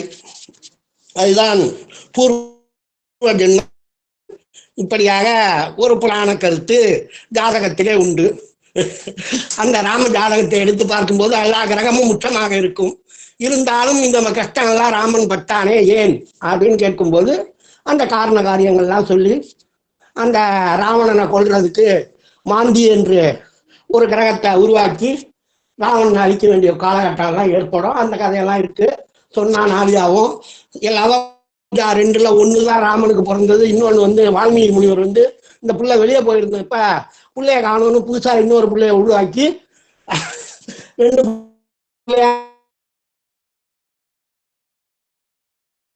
இது சரி எது தவறு என்பது முக்கியமல்ல. எல்லா கருத்திலும்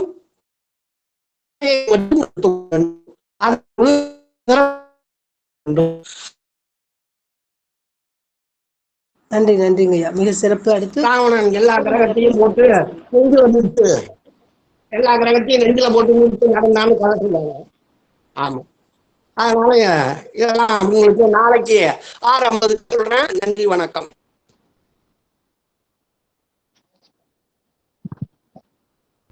இந்த இணைய ஆய்வரங்கில் கலந்து சிறப்பித்து சென்றுள்ள அனைத்து அன்பர்களையும் கரம் கூப்பி வணங்கி இந்த நிகழ்வு இன்று வெகு சிறப்பாக ராஜபாளையம் முத்தமிழ் சங்கத்திற்கு வரப்பிரசாதமாக அமைந்தது. மேலும் மேலும் நமது ராஜபாளையம் முத்தமிழ் சங்கம் வலுவூட்டல் பெற்று பல ஆளுமைகளுடன் சிறப்பாக சென்று கொண்டிருக்கிறது. வெகு சிறப்பானது. இன்றைய நாள் காசி விஸ்வநாதன் ஐயா இராமாயணம் வரலாறு, அதாவது உருவான வரலாறை ஒரு வரலாற்று குறிப்பாக நாம் எளிதில் தெரிந்து ஒரு மாணவர்களாக இரு கரம் கூப்பி அவர்களுடைய கருத்துக்களை அமைதியாக கேட்டோம். கட்டுண்டு அவர்கள் சொன்ன கருத்துக்கள் நமக்கு வெகு சிறப்பாக அமைந்தது. மேலும் மேலும் நமது தளம் அருமையாக இருந்தது. இந்த நாளில் தலைமையுரை மற்றும் பின்னிணைப்பாக ஆய்வுரை கொடுத்த கோவிந்தம்மாள் அவர்கள் அருமையாக லவகுசா பாடல்கள் பற்றியும் சிறப்புடன் சுருக்கமாக கூறினார்கள். மேலும் இவாஞ்சலின் ஐயா அவர்களுடைய பின்னூட்டம் ஆய்வு கருத்து ஒரு பெரிய ஆய்வரங்கமாகவே அமைந்து அனைவரையும் சொக்க வைத்தது. வெகு சிறப்பானது. மேலும் அறிவன் ஐயா, சீதா அம்மையார் அனைவரும் கொடுத்தாங்க. வெகு சிறப்பானது இந்த தளத்தில். மேலும் செல்வன் நண்பர்கள் கொடுத்திருந்தாங்க. மேலும் மேலும் நமது பின்னூட்டத்தை அளித்தீர்கள். இந்த அனைவருக்கும் நன்றியை தெரிவித்துக் கொள்கின்றேன். சிறப்பாக அமைந்துள்ளது. ஐயா அவர்களுக்கு மிக்க நன்றிங்க ஐயா. காசி விஸ்வநாதன் ஐயாவுக்கும் மிக்க நன்றி. ஒவ்வொரு ஒரு மாதத்திற்கு ஒரு முறையாவது தங்களுடைய உரை நிகழ்த்த வேண்டும் என்பது, தாங்கள் பேசி அளிக்க வேண்டும் இந்த தளத்தில் என்பதை அன்போடு கேட்டுக்கொண்டு பணிவன்போடு கேட்டுக்கொள்கின்றோம் ஐயா. ஐயா கோவிந்தன், இந்த கந்தன் ஐயா கோப்பெருந்தேவி இந்த தளத்தில் உள்ள கந்தன் ஐயாவும் ஒரு நாள் ராமாயணம் சிறப்பு பற்றி குறிப்பு பற்றி ஒரு நாள் சொல்லலாம்.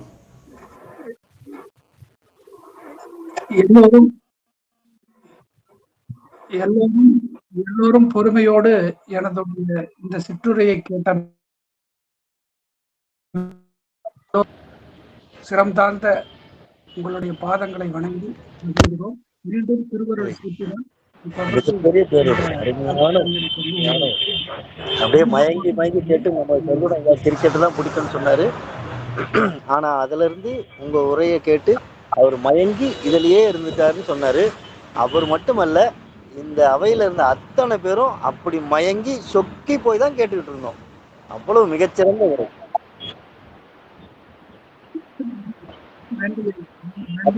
சொக்கி மயங்கி கேட்டுக்கிட்டு இருந்தோம்.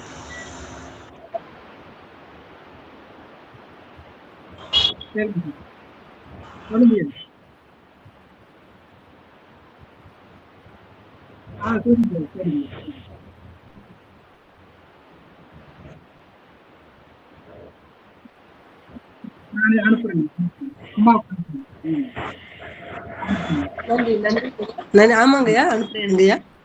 நன்றி, மிக்க நன்றி. சரிங்கம்மா. ஓகே, இத்துடன் நிகழ்ச்சி நிறைவு பெற்றது. அனைவருக்கும் நன்றி, வணக்கம்.